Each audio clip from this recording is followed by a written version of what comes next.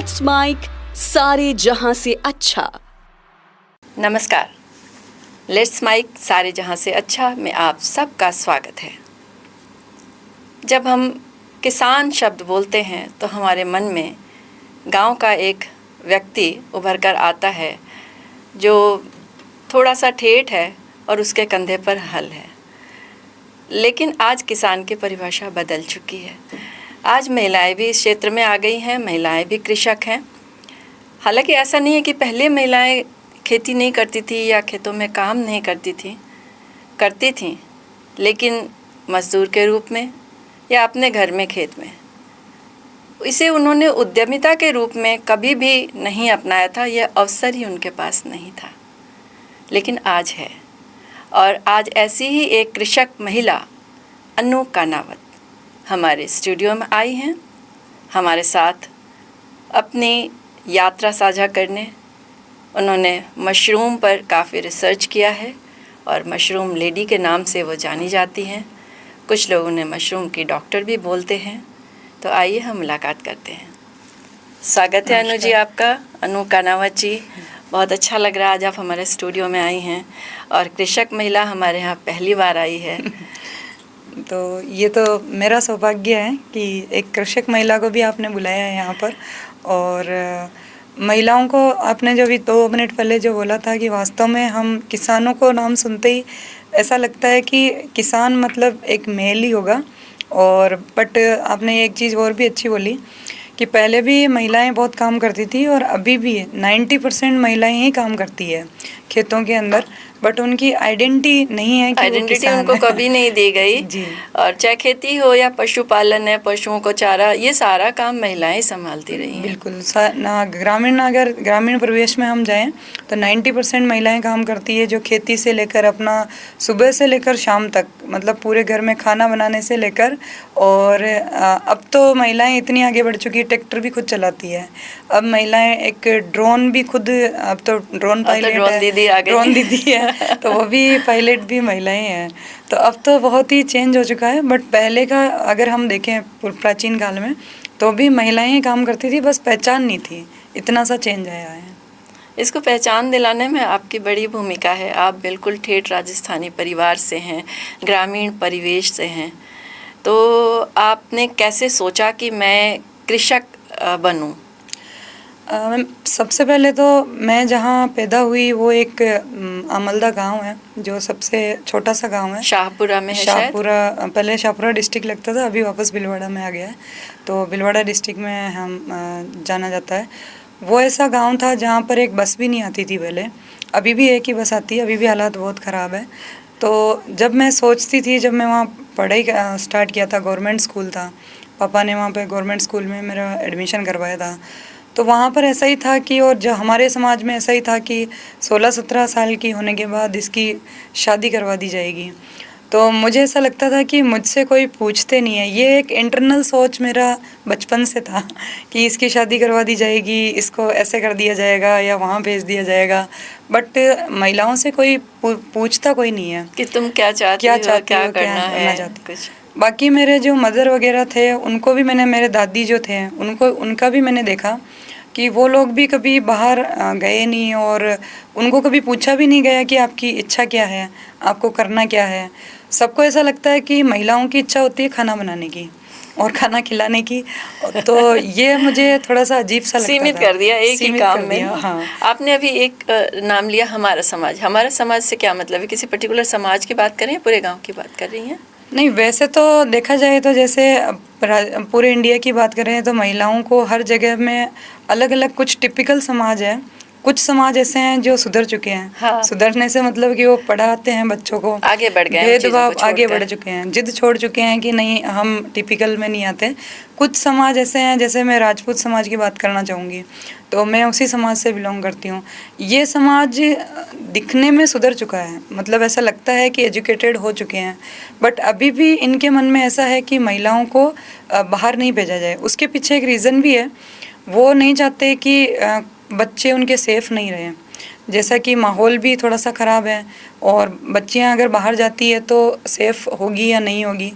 But अब ये चीज़ें थोड़ी सी सुधर भी चुकी है, उस चीज़ को लोग एक्सेप्ट नहीं कर रहे हैं कि जैसे पुलिस है, सारी प्रोटेक्शन भी रहता है, और बच्चियों का खुद पे भी एक वो रहता है कि उनको कब बाहर जाना चाहिए, किसके साथ जाना चाहिए, ये थॉट प्रोसेस भी उनकी बन चुकी है बच्चियों नहीं, की। और कुछ परिवार के भी संस्कार हैं जो उनको शुरू से बताएं कि ये चीज़ें सही है, ये गलत है। बिल्कुल। ये भी एक परिवार की जिम्मेदारी है कि बाहर भेजने से पहले या लड़की को इंडिपेंडेंट बनाने से पहले इसके बारे में चीज़ें समझाएं। हाँ, तो कुछ लड़कियां होती है, जैसे 100 में से एक लड़की ऐसी होती है जो गलत कामों में भी कर लेती है, तो उस एक लड़की की वजह से जो 99 लड़कियां हैं जो सपने बुन रही होती है अपने, तो उनके जो सपने खराब होते हैं, तो उनका अभी भी समाज ऐसा सोचता है कि एक लड़की मतलब सारी गलत है।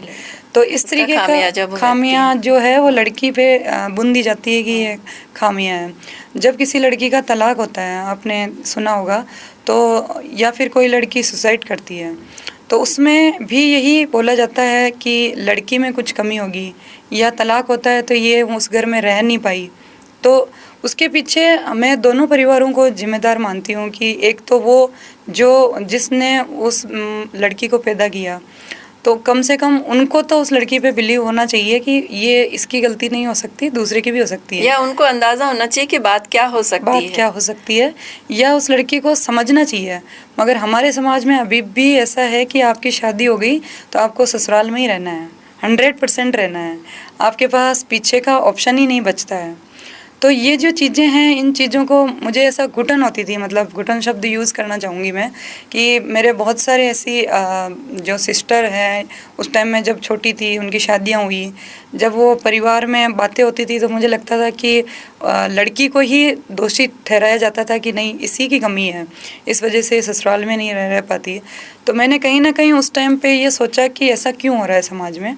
तो मैंने एक बात फाइंड आउट की है कि जो आदमी है वो कमाते हैं, पैसा उनका होता है, तो ऐसा लगता है कि घर भी उनका ही है फिर ऐसा लगता है कि सब कुछ उनका है। हम क्या है, हम वहाँ पर केयर टेकर हैं, जो हम सिर्फ काम करते हैं।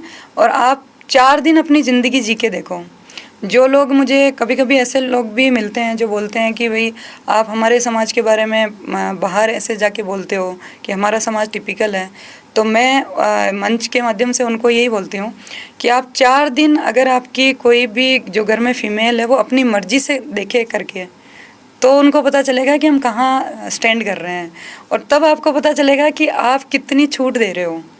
तो अभी भी समाज दिखावे में है कि हम ठीक है, बट मुझे नहीं लगता कि अभी भी समाज इतना सुधरा है, और या फिर लड़कियों को इतनी अहमियत दी जा रही है।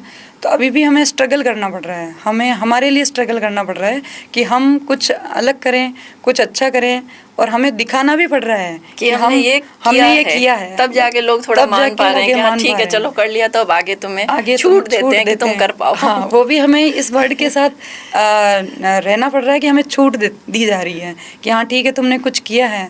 तो मुझे ऐसा लगता है कि लड़कियों को ये साबित क्यों करना पड़ता है कि हमें कुछ करके क्यों दिखाना पड़ता है। क्या लड़के ऐसा करके दिखाते हैं कि उनको छूट दी जाती है, और हमें हमारे पर ये वर्ड आज भी यूज़ किया जाता है कि हाँ आपको छूट दी जाती है। या फिर कई घरों में ऐसी बातें होती है जो मैं सुनती हूँ कि उसको तो छूट दी गई इसलिए उसने ऐसा किया। तो मैं इस चीज़ पे भी लड़कियों को जो सुन रही है, या जो महिलाएं सुन रही है, जो माता पिता सुन रहे हैं, उनको ये बोलना चाहूँगी कि छूट देना कुछ नहीं होता। छूट, जो लड़की काम करती है उसको स्ट्रगल कहते हैं, और स्ट्रगल के बाद उसको जो फ्रीडम मिलती है उसको आप छूट बोलते हो। तो ये हम समाज, जब तक हम सुधरेंगे नहीं, हम जब तक महिलाओं को मोटिवेट नहीं करेंगे, और जब तक हम भरोसा नहीं करेंगे, तब तक महिलाएं कैसे आगे बढ़ेगी। तो मेरा यही है कि जितनी भी लड़कियां हैं, जो ज़्यादा एज में जो लोग हैं और जो वृद्ध हैं, पहले उनको सुधारने की ज़रूरत है, ना कि बच्चों को। बच्चे अपने आप सुधर जाएंगे बच्चों को सब पता है क्या करना है, क्या नहीं कुछ जगह तो बच्चे गलत कर रहे हैं, लेकिन उसको हटा दें। उसके बाद जहाँ पर रूढ़ियाँ काम कर रही हैं रोकने का, हम उनकी बात कर लेते हैं। ठीक है, तो आपने ये सोचा उस वक्त, फिर आपकी पढ़ाई कहाँ तक हुई? आपने ग्रेजुएशन किया एग्रीकल्चर से शायद? मैंने पहले BSc, जब मैं वहाँ पर जो ग्रामीण लोगों को देखा कि यहाँ पर इनकम जनरेट बहुत कम है, जो महिलाएं हैं वो दूध बेच के जो पैसा कमाती है, खुद दूध पीती नहीं है। तो इन सब के कारण जब मैंने समझे तो मैंने सोचा कि कुछ मुझे स्टडी करनी चाहिए इसके ऊपर। तो मैंने एग्रीकल्चर ही चूज किया सब्जेक्ट, और एग्रीकल्चर में मैंने 11वीं-12वीं भी एग्रीकल्चर किया। तो जब मैंने एग्रीकल्चर के लिए बोला कि मुझे एग्रीकल्चर में पढ़ना है, तो हमारे गांव में स्कूल नहीं थी। तो हमारे पास में एक कस्बा था, देवली कस्बा है, वहाँ मैंने स्टडी के लिए कहा। तो पापा ने वहाँ पर भी बहुत ही सोचा कि इसको वहाँ कैसे रखूँ। तो मेरे जो दादी जी थे उनको मेरे साथ रखा गया वहाँ पर पढ़ाने के लिए। तो आप हॉस्टल में नहीं रही, कहीं किराए पे लिया होगा? हाँ, किराए पे एक मकान लिया। मेरे पापा के कोई जानकार जो जानते थे उनके साथ वहाँ पर हम रहते थे। तो मेरी दादी मेरे साथ रहते थे। तो मुझे ऐसा लगता था कि दादी को कुछ काम नहीं है, ये बस मेरे लिए सुबह शाम खाना बनाते हैं। बट ठीक है, उस टाइम पे ज़्यादा हम पापा को बता नहीं पाते थे कि मैं ऐसा कुछ करूँगी नहीं जिससे आपको दिक्कत होगी। और मेरा पूरा फोकस था एग्रीकल्चर को स्टडी करने में। जब हम वहाँ पर एडमिशन करवाने गए तो मेरे एक गुरुजी है, अभी भी मैं उनको मानती हूँ, जिनका नाम मैं लेना चाहूँगी, भंवरलाल कुमार था। तो उन्होंने एडमिशन के लिए बोला कि यहाँ तो लड़कियाँ है ही नहीं एग्रीकल्चर में। तो तब एग्रीकल्चर में लड़कियाँ पढ़ती नहीं थी। जब मैंने जिद की कि मुझे एग्रीकल्चर पढ़ना है, तो उन्होंने बोला कि यहाँ लड़कियाँ नहीं है तो आप कैसे पढ़ोगे? क्या था वो समय, क्या था ईयर बता पाएंगे? ईयर वहाँ 2001 था जब 2001। अच्छा, तो उस टाइम पे एडमिशन का वो बहुत ही प्रॉब्लम आ रही थी। एडमिशन स्कूल के लिए स्कूल था? के लिए 9th-10th 9th-10th में। अच्छा। तब नहीं, 11th के अंदर 11th में हमारे को पर्टिकुलर सब्जेक्ट लेना होता था एग्रीकल्चर। तो फिर जब एग्रीकल्चर लिया तो बहुत ही मुश्किल से पापा ने वहाँ पर एडमिशन कराया, क्योंकि वहाँ सारे लड़के थे। तो उन सर को मैंने बोला कि सर, लड़कों को थोड़ी पढ़ना है मेरे साथ, मुझे खुद को पढ़ना है, और मैं तो आगे आगे बैठूंगी ना, मुझे लड़कों से क्या मतलब है। तब जाके मेरा एक एडमिशन हुआ, और वो बहुत मुश्किल से हुआ। उसके लिए भी बहुत सारे लोगों ने बोला कि बहुत गलत जगह एडमिशन करवाया, ये किया। बट जब मैंने वहाँ पर टॉप किया 11th में, तब सर ने भी मेरे पापा को बुलाया और बोला कि देखो आपकी बेटी ने टॉप किया है। तब मेरे पापा को फील हुआ कि ठीक है, ये कुछ अच्छा कर रही है, सही रास्ते पे है। सही रास्ते पे। फिर मैं वहाँ स्पोर्ट्स भी खेलती थी, तो वहाँ पर मुझे काफ़ी मेडल भी मिले स्पोर्ट्स के अंदर। मैं एथलेटिक्स में थी, मैं रेस भी करती थी, 3000 मीटर की मैंने रेस वहाँ पर की, और डिस्कस थ्रो और ये सब स्टार्ट किया वहाँ पर। जब बच्चा बाहर जाता है तो सीखने को मिलता है, बहुत चीज़ें सामने नजर आती हैं, तो फिर आजमाता है। गांव में तो मैंने ये चीज़ें देखी ही नहीं कि एथलेटिक्स भी कुछ वर्ड होता है या रेस भी कुछ चीज़ होती है। तो वहाँ जाके कस्बा है, तो वहाँ मुझे पता चला। और वहाँ पर एक टीम आती थी जो वनस्थली विद्यापीठ से थी। तो वो टीम, उस टीम का ऐसा था कि वो हमेशा जीतते थे वहाँ पर जब मैंने एंट्री की तो वहाँ वो सब हार के गए कभी भी। तो उन लड़कियों से मैंने सीखा कि ये लोग कहाँ हैं और हम लोग कहाँ हैं। मतलब हम लोगों के हमारे पास टैलेंट है। गाँव की जो लड़कियाँ हैं उनके पास टैलेंट होता है। बहुत सारी ऐसी लड़कियाँ हैं जिनके पास बहुत टैलेंट होता है पर उनको राइट प्लेटफॉर्म नहीं मिलता, और जिनके पास टैलेंट कम होता है उनको जब राइट प्लेटफॉर्म मिल जाता है तो वो भी एक अच्छी जगह पे मेहनत करके वहाँ पहुँच जाती है। बट जिन लड़कियों के पास टैलेंट है उनको प्लेटफॉर्म ही नहीं मिल रहा। तब फिर मैंने आगे का पता किया कि 12th वहीं से की। उसके बाद पता किया कि आगे कैसे पढ़ना होगा, तो वहीं मुझे पता चला कि एक जेट का एग्ज़ाम होता था जिससे आप बाहर पढ़ पाते हैं और गवर्नमेंट आपका पैसा देती है, स्कॉलरशिप देती है। तो मेरा वहाँ लकीली जो फर्स्ट अच्छा नंबर आ गए थे, तो उस पर मेरा उदयपुर के अंदर मेरा सिलेक्शन हो गया था। जिनके फर्स्ट सेकंड थर्ड रैंक होती है उनका उदयपुर सिलेक्शन होता था। तो मेरा उदयपुर में MPUT कॉलेज है, वहाँ पर सिलेक्शन हो गया था BSc एग्रीकल्चर के लिए। तो वहाँ मैं खुद ही गई। मैंने पापा को बोला कि नहीं, आपको जाने की ज़रूरत नहीं है, मैं खुद ही जाके अपना एडमिशन ले लिया। अच्छा। मैंने खुद ने लिया। पापा और मम्मा मेरे आए थे 3 साल बाद कॉलेज को देखने। उन्होंने 3 साल बाद मेरे कॉलेज को देखा कि अच्छा ये भी कॉलेज है। लेकिन एक चीज़ तो मैं फिर तारीफ़ करूँगी आपके पिताजी की कि एक घर से बगल के गांव में, बगल के कस्बे में आपको एडमिशन दिलाना था, तो वहाँ पर भी बहुत सोच समझ के दादी को साथ में रखा। लेकिन उसके बाद 3 साल के अंदर उनकी सोच बदल गई। 2 साल के अंदर वो कॉन्फिडेंस काफ़ी डेवलप हुआ। उनकी भी तो सोच बदली ना कि बेटी कुछ कर रही है और इसको छोड़ देना चाहिए, अपने आप सही करेगी। और छोटे छोटे पेपर्स में जब छोटी छोटी कटिंग में मेरा नाम आता था तो उनको बड़ा प्राउड फील होता था कि हाँ ये एथलेटिक्स में गई है, इसने इतना प्राइज़ लिया है, ये लिया है। और फिर उसके बाद मेरे जो माता थे, मेरे मम्मी थे, उन्होंने भी काफ़ी मतलब लोगों से स्ट्रगल किया।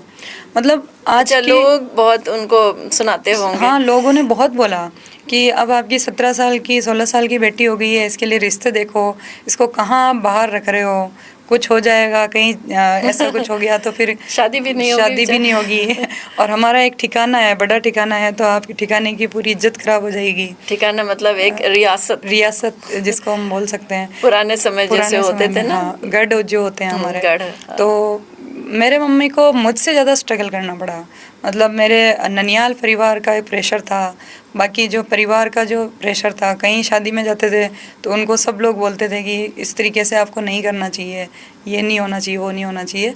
तो इन सब चीज़ों को मैं आगे बढ़ी हूँ तो मुझे लगता है कि मेरी माँ का बहुत बड़ा सपोर्ट था, और मेरे पिताजी को भी वही बोलते थे कि नहीं, ये कुछ भी करेगी, नहीं करेगी, जो भी करेगी ये इसकी खुद की लाइफ है, अगर ये गलत करेगी तो ये वापस घर आ जाएगी, और अगर अच्छा करेगी तो कुछ ना कुछ करेगी। तो उसके बाद फिर मैंने वहाँ किया, और गुजरात तो मेरे माता पिता है ही नहीं। जब मैंने MBA स्टार्ट किया गुजरात में, MBA का आपका सब्जेक्ट क्या था? MBA सब्जेक्ट एग्रीकल्चर था, agri business management. Agri business management, हाँ, अच्छा। क्योंकि मुझे बिजनेस करना था, मुझे कुछ महिलाओं के लिए कुछ करना था मेरी लाइफ में के अंदर, उन महिलाओं के लिए जो जैसे मेरी माँ है, उन जैसी महिलाओं के लिए कुछ करना था, कि मुझे सिर्फ इतना करना था कि मुझे साबित करना था कि महिलाएं गलत नहीं होती है, वो एक ट्रैक पे जाके कुछ ना कुछ अच्छा कर लेगी, और ज़रूरी नहीं है कि सबके लिए जो डायरेक्शन है, जो हमारे समाज में ऐसा कर रखा है वही डायरेक्शन, वो नहीं होता है, कुछ लोगों का अलग सोच होता है। तो मैं समाज को भी अभी यही बोलती हूँ कि जिन बच्चों का पढ़ने पे ध्यान है, जिन बच्चों का कुछ अलग टैलेंट है, तो उनको वो करने दिया जाए। अगर बच्चे नहीं चाहते कि हमें पढ़ाई नहीं करनी है, बच्चे नहीं चाहते कि हमें कुछ और नहीं करना है, तो उनकी शादी कर दी जाए, उसमें कोई प्रॉब्लम नहीं है। पर जो बच्चे चाहते हैं कि हमें कुछ ना कुछ करना है, पर हमारे समाज में या जितने भी राजस्थानी लोग हैं, बाकी समाज में भी ऐसा होता है कि शादी कर दो, फिर शादी के बाद जो करना है करना। हाँ, जब आप अपने बच्चों को आप खुद नहीं करवा सकते, तो आप सेकंड पार्टी को कैसे बोल सकते हैं कि वो जो आपके बच्चों को कुछ करने का मौका देंगे? हाँ। जब आपको भरोसा नहीं है तो उन पे इतना भरोसा कैसे हो सकता है? तो जो बच्चे कर रहे हैं, मुझे लगता है कि हाँ, 1% चांस होता है कि आपको कोई बाहर वाला समझेगा, मगर जहाँ आप पैदा हुए हो, आपके जो 20 साल जहाँ आपने बिताए हैं, अगर आप नहीं समझोगे उनको, तो बाहर कैसे समझेंगे? और फिर ये प्रेशर, और कि आपको पूरा परिवार चलाना है, साथ में रहना है, तो ये भी एक बहुत बड़ा प्रेशर है, हमारे समाज में आज भी है। अब आज बहुत सारी चीज़ें रूढ़िवादी चेंज हो गई है। जैसे पहले किसी की डेथ हो जाती थी हस्बैंड की, तो उनकी शादियाँ नहीं करवाई जाती थी, बट अब ऐसा नहीं है। अब ठीक है, अब लोग समझने लग गए। अब ऐसा भी होता है कि तलाक भी हो गया है तो भी एक दूसरी जगह शादी हो जाती है, बट अभी भी बहुत कम परसेंटेज में है कि ऐसा होता है, और लोग इसको गलत भी समझते हैं।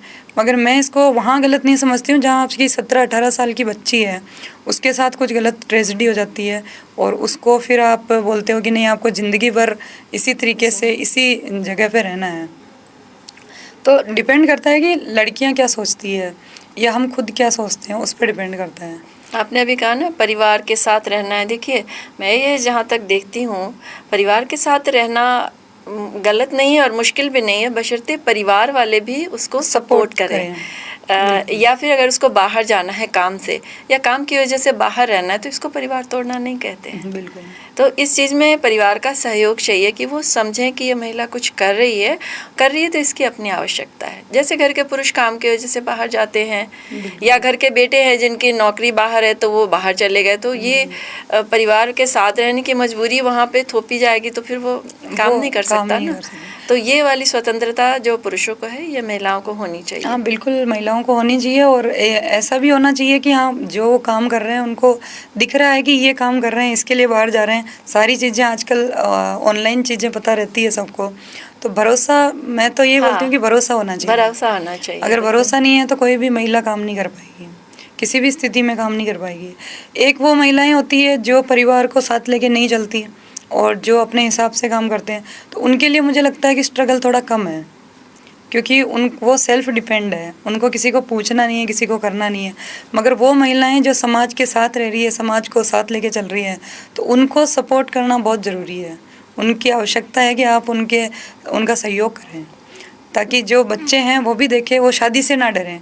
अभी आजकल ऐसा भी हो गया है, बहुत सारे पेरेंट्स बोलते हैं हमारे बच्चे शादी नहीं करना चाहते हैं, क्योंकि माहौल ऐसा कर दिया है, शादी को इतना गलत साबित कर दिया है कि शादी के बाद आपकी लाइफ ही नहीं बचती है।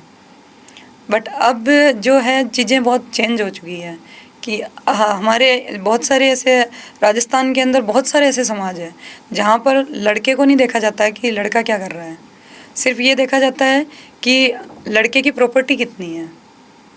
तो फिर अंडरस्टैंडिंग कहाँ होगी जब आप लड़का क्या कर रहा है ये नहीं देख रहे हो, आप देख रहे हो प्रॉपर्टी कितनी है। तो लड़की वहाँ पर खुश रहेगी, इसकी कोई जिम्मेदारी नहीं है, क्योंकि पैसों से कोई खुश नहीं रहता।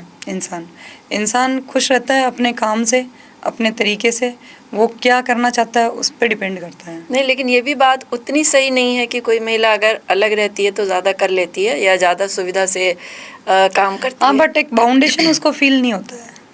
हाँ, उसकी चुनौतियाँ लेकिन कुछ और होती हैं, परिवार वाली नहीं होती हैं, लेकिन परिवार से अलग रह के अगर आप कर रहे हैं ना, तो फिर आपके पास नए ढंग की चुनौतियाँ होती हैं। तो इसलिए मुझे लगता है कि परिवार अगर साथ देना तो सबसे अच्छा समीकरण यही है कि आप परिवार में रह के काम करिए, और आप काम करें और परिवार आपका सहयोग करे, और आप भी उसी समर्पण से काम करें कि मेरे पीछे मेरा परिवार खड़ा है। ऐसा नहीं होना चाहिए कि एरोगेंसी आ जाए। वो बहुत सपोर्ट रहता है जब आपका परिवार आपके साथ खड़ा हो, आप कोई भी चीज़ कर रहे हो, कोई डिसीजन ले रहे हो, तो आपको डर नहीं लगता। हाँ। कि ठीक है वो चला रहेगा, चलता है चलेगा, करती महिला ही है काम तो, बट उसको एक सपोर्ट सिस्टम मिलता है कि हाँ ठीक है कोई साथ है। जो महिलाएं अलग रहती है उनका सपोर्ट सिस्टम नहीं होता, तो उनको और स्ट्रगल उस कंडीशन में ज़्यादा करनी पड़ती है। फिर बच्चों की परवरिश, बहुत कुछ सुरक्षा बहुत चीज़ें देखनी होती हैं, जो परिवार में रहते हुए हमें फिर बाहर से उस चीज़ को ख़रीदना नहीं पड़ता सुरक्षा के लिए ना। जब मैंने MBA किया गुजरात से, तब मैंने एक चीज़ फील हुई मेरे को कि राजस्थान और गुजरात में क्या डिफरेंस है। जो राजस्थान के जो लोग हैं, जो फैमिली है, वो बच्चों पे एक ही प्रेशर डालते हैं कि पढ़ाई करनी है, फिर उसके बाद जॉब करनी है। अच्छा। गुजरात के अंदर जो परिवार है वो बच्चों पे दूसरा प्रेशर डालते हैं कि आपका बिजनेस करना है। तो मुझे ऐसा लगता है कि जॉब ही सब कुछ नहीं होता। मतलब हम राजस्थानियों को ऐसा लगता है कि सिर्फ जॉब जिसने कर लिया वो सब कुछ कर लेगा, बट जब बिजनेस आप कर रहे हो तो आपकी 7 पीढ़ी तक आप आराम से बैठ के खा सकता है उसको। लेकिन जब आप जयपुर आई थी जी, तो आपने तो जॉब ही शुरू किया था। बिल्कुल, जॉब आपका सपोर्ट सिस्टम हो सकता है। मतलब आप ज़िंदगी आप जॉब के साथ नहीं जी सकते इतनी अच्छी तरीके से, और अगर आप जॉब कर रहे हो तो मैं चाहती तो मैं ज़िंदगी भर जॉब कर सकती थी। मतलब मुझे अच्छी पोस्ट पे मैं थी, एज ए असिस्टेंट प्रोफेसर मैंने कई विश्वविद्यालयों में काम किया और मेरी सैलरी भी काफ़ी अच्छी थी। बट जब मैंने जॉब छोड़ा तो मैं 0 पे आ गई थी। आपने किसी MNC में भी काम किया है शायद? हाँ, मैंने मल्टीनेशनल कंपनी में काम किया था, जो सीड की कंपनी थी, तो वहाँ मैंने 6 मंथ काम किया था। तो जॉब से सीखने को बहुत कुछ मिलता है। स्टार्टिंग में अगर आप कुछ काम करना चाहते हो तो उस काम का ही जैसा जॉब करो आप, ताकि आपको कुछ लर्निंग मिलेगी। बट जॉब करना है तो सिर्फ अपने लिए ही करना है, और अगर आप बिज़नेस करते हो तो आप उन 100 परिवारों को साथ लेके काम करोगे। 100 परिवार आपकी वजह से काम करेंगे, या 100 परिवार आपकी वजह से कुछ अच्छा कर रहे होंगे। तो जॉब और बिजनेस में इतना डिफरेंस तो है। जॉब सिर्फ अपने लिए की जाती है और बिजनेस बहुत सारे लोगों के लिए किया जाता है। तो फिर मैंने बिजनेस चूज किया। हालांकि जॉब से काफ़ी टिपिकल बिजनेस है, क्योंकि बिजनेस के अंदर आपको एक चीज़ 9 से 5 वाला नहीं रहता कि 9 बजे गए आप, 5 बजे आप बैग लगा के वापस आ गए। बिज़नेस के अंदर आपको बहुत सारे स्ट्रगल देखने पड़ते हैं। आपको किसको हायर करना है, किसको निकालना है, निकालने वाली कंडीशन बहुत बुरी होती है।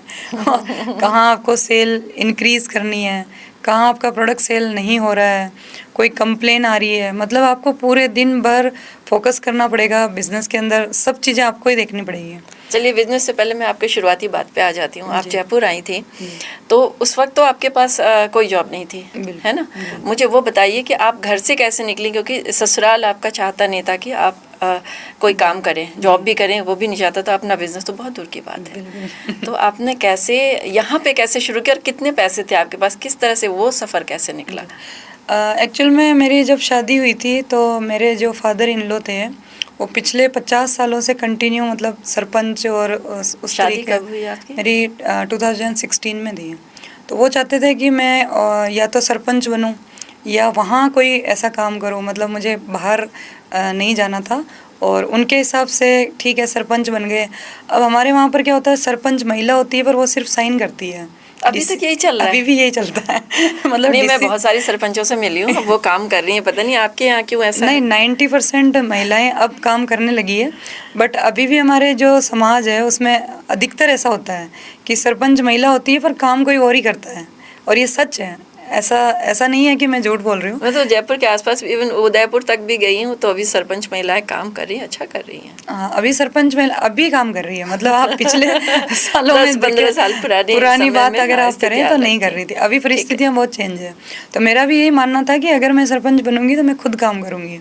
ऐसा नहीं होगा कि मुझे किसी ने बोल दिया साइन कर लो तो मैं साइन नहीं करूंगी। तो ये एक बहुत ही बड़ा मतलब वहाँ पर बवाल हो गया था मेरे ससुराल में कि ये कैसे हो सकता है कि जब मैं बोलूँगा कि यहाँ साइन करने तो आप नहीं करोगे, मैं नहीं करूँगी मैं, क्योंकि मैं बिना ऑथेंटिसिटी के जब मुझे चीज़ें समझ में आएगी तभी तो साइन करूँगी। तो उस टाइम पे फिर मेरे फादर इन लॉ ने बोला कि ठीक है फिर आपको क्या करना है। तो मैंने कहा मुझे जो भी करना है मेरा खुद का करना है। अगर मुझे कुछ बिज़नेस करना है या मुझे और कुछ करना है। तो मैंने 1 साल भर कुछ नहीं किया था, मैं वहीं पर थी। मैं सोच रही थी कि अच्छा, मुझे यानी 2016 में शादी हुई तो 17 तक 17 आपने तक मैंने कुछ नहीं किया था। 2017 जुलाई के अंदर फिर मैंने ये डिसीज़न लिया कि मैं वहाँ सुबह से शाम मेरा वहाँ पे एक रूटीन था, सुबह खाना बनाना और शाम को खाना बनाना, इसके अलावा वहाँ और कोई काम था नहीं। तो मैं काफ़ी शुरू से एक्टिव थी, स्पोर्ट्स में थी, तो मुझे पूरा दिन ऐसा लगता था कि मैं अब क्या करूं, पहाड़ हो गया दिन। पहाड़ हो गया, क्या करूं। तो पहले मैंने कुछ स्टडी की, कुछ एग्ज़ाम क्रैक करने की कोशिश की इसके अंदर गवर्नमेंट जॉब के लिए। बट मैं पढ़ाई में इतनी बेटर नहीं थी, मतलब मुझे ऐसा रट के कुछ काम करना पसंद नहीं था। शुरू से मुझे ऐसा था कि प्रैक्टिकल करना है। तो मल्टीनेशनल कंपनी में भी मैंने इसीलिए ज्वाइन किया था कि वहाँ प्रैक्टिकल मिलता है। तो फिर वहाँ पर जब मैंने ज़िद की कि नहीं मैं जयपुर जाऊँगी, तो फिर लास्ट फाइनल मेरे फादर इन लॉ ने एक शब्द बोला मुझे कि आप जा तो रहे हो पर अपने हिसाब से जाओ, और मुझे लगता है कि थोड़े दिन बाद आप वापस आ जाओगे। तो मुझे वो वर्ड बहुत अच्छी तरीके से याद था। मुझे ऐसा था कि मैं वापस नहीं आऊँगी कभी भी आऊँगी पर ठीक है, ऐसा नहीं है कि मैं सामान लेके वापस आ जाऊँगी। तो उस टाइम पे मैं एक बैग लेके आई थी और मुझे लगा कि अभी इंटरव्यू है, चलते हैं वहाँ देखते हैं क्या है। मैं जयपुर आई थी 1 जुलाई को और मेरी 3 जुलाई को ज्वाइनिंग हो गई थी एक एज ए असिस्टेंट। तो आप खाली हाथ आए थे, मतलब पैसे वैसे क्या थे आपके पास? मेरे पास 6-7 हज़ार रुपए थे। अच्छा, इतना वो दिए मेरे थे? फादर इन लॉ ने ठीक दिए है। थे कि ये रखो, क्योंकि उनको भी नहीं पता था कि शायद जयपुर में इतना खर्चा होता है। उनको लगा कि ठीक है जाएंगे, इंटरव्यू देंगे और वापस आ जाएंगे। तो जब मैं यहाँ आई फिर मैंने कुछ मेरे जो फ्रेंड्स थे उनसे कुछ उधार लिया और हमने एक रूम लिया और वहाँ पर रहने लगी। क्योंकि आपके हस्बैंड उस समय कमाते नहीं थे? हाँ, मेरे पढ़ रहे हस्बैंड थे? उस टाइम स्टडी कर रहे थे। वो आरएस की प्रिपरेशन कर रहे थे। बट फिर क्या हुआ कि हमने 1-1.5 महीने वहाँ रहे, फिर उन्होंने भी पार्ट टाइम जॉब स्टार्ट की और वो स्टडी भी करते थे, पार्ट टाइम जॉब भी करते थे। और मैंने भी अपनी मैंने तो फुल टाइम जॉब भी की थी, क्योंकि मुझे तो जॉब भी करना था, मुझे स्टडी करनी नहीं थी। मुझे तो आगे जाके कुछ बिजनेस वगैरह कुछ ऐसा करना था। फिर मैंने वहाँ पर पहले मैं इसमें थी एथलेटिक्स वगैरह में थी। तो मेरे हस्बैंड ने मुझे बोला कि आप एथलेटिक्स में हो तो यहाँ पर एक शूटिंग रेंज है, .22 राइफल शूटिंग, तो आप वो ज्वाइन कर सकते हो। अभी आप 5 बजे फ्री हो जाते हो, उसके बाद आप कुछ कर नहीं रहे हो तो आप राइफल ज्वाइन कर लो। तो मैंने वहाँ राइफल की, मैं नेशनल शूटर भी बनी, मैंने शूटिंग भी की काफ़ी टाइम तक। और मतलब यहाँ पर 1-2 साल थोड़ा स्ट्रगल रहा कि ठीक है जो पैसे आते थे मैं शूटिंग में भी लगा देती थी और अपना जो खर्चा था वो कर रही थी। बट फिर मैं एक यूनिवर्सिटी में गई जहाँ पर मुझे बाहर जाने का मौका मिला, हिमाचल। तो हिमाचल में एक DMR यूनिवर्सिटी है जो कि मशरूम रिसर्च सेंटर है, मतलब अपने इंडिया का सबसे टॉप इंस्टीट्यूट है। तो वहाँ मैं गई तो मुझे पता चला कि मशरूम एक ऐसा प्रोडक्ट है जिसमें काफ़ी अच्छा न्यूट्रिशन है और बहुत न्यूट्रिशन महिलाओं के लिए स्पेशली बहुत अच्छा है। फॉर एग्जांपल इसमें विटामिन D नेचुरली आपको कहीं से नहीं मिलता बट मशरूम से मिलता है। B12 आपको कहीं से नहीं मिलता, मशरूम से मिलता है। फोलिक एसिड मशरूम में होता है, कैल्शियम, मैग्नीशियम, सल्फ़र, इस तरीके के प्रोडक्ट मशरूम में होते हैं। और आफ्टर प्रेगनेंसी महिलाओं में ये सब कमियां होती है। आपने भी देखा होगा जब महिलाएं प्रेग्नेंट होती है तो उनको एक फोलिक एसिड और कैल्शियम और ये टैबलेट तो पंचायतों के माध्यम से सरकार भी देती है। तो मुझे लगा कि टेबलेट फॉर्म में क्यों दिया जाए, इसको क्यों ना मशरूम फॉर्म में दिया जाए। तो फिर मैंने मशरूम का खेती करना स्टार्ट किया, और ये मैंने किसी को बताया नहीं था उस टाइम पे, और गांव से स्टार्ट किया। गांव मतलब आमलदा, मेरा जो अच्छा मायके से स्टार्ट किया। तो आमलदा गांव का ही मैंने ब्रांड नेम रखा, और आमलदा का नाम से ही मैंने सारा सब कुछ किया। हस्बैंड को कोई आपत्ति तो नहीं हुई इसमें? नहीं, एक्चुअल में उन्होंने ही मुझे सजेशन दिया इसका, क्योंकि हम सोच रहे थे कि जब प्रधानमंत्री जी की एक योजना निकली स्टार्टअप इंडिया करके, कि वो महिलाएं या जो वो पुरुष जो एंटरप्रेन्योरशिप करना चाहते हैं या कुछ नया बिजनेस करना चाहते हैं, उनके लिए एक फंडिंग की स्कीम थी। तो उस स्कीम के अंदर ऐसा था कि आपको एक कंपनी रजिस्टर करनी थी, वरना वो फंड आपको नहीं मिलता। तो हम कंपनी रजिस्टर के लिए सोच रहे थे कि हमारे पास आइडिया तो था, स्टार्टअप आइडिया तो था कि हमें करना क्या है, बट ये पता नहीं था कि कंपनी का नाम क्या रखना है। अच्छा। तो मैंने बहुत ट्राई किया, 20-25 नाम रखे।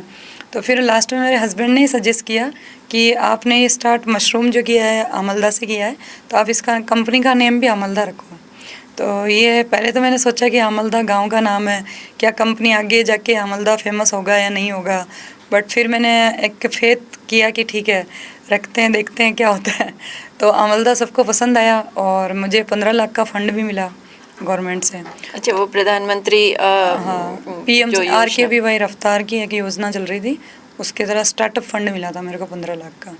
तो उसी से मेरी कहानी आगे बढ़ी कि एक कॉन्फिडेंस बिल्ड हुआ कि हाँ मैं कुछ कर सकती हूँ और प्रोडक्ट अच्छा है। और हस्बैंड का साथ मिल गया ना? हस्बैंड का साथ मिल गया, ये बहुत बड़ी बात है। क्योंकि माता पिता भी बहुत सामाजिक दबाव में रह के आपको हाँ, माता पिता ने तो वहाँ से मुझे मना कर दिया था कि अब हम आगे तेरा साथ नहीं दे देंगे। उसके बाद शादी हो गई, उसके बाद तुम जानो और आपके हस्बैंड जाने या आपका परिवार जाने। जब मैं बाहर आई थी, बड़गांव से जयपुर आई थी, तब मेरे माता पिता को जब मैंने बताया तो उनको भी काफ़ी परेशानी हुई। बड़गांव आपका ससुराल है? ससुराल है, अजमेर डिस्ट्रिक्ट में पड़ता है।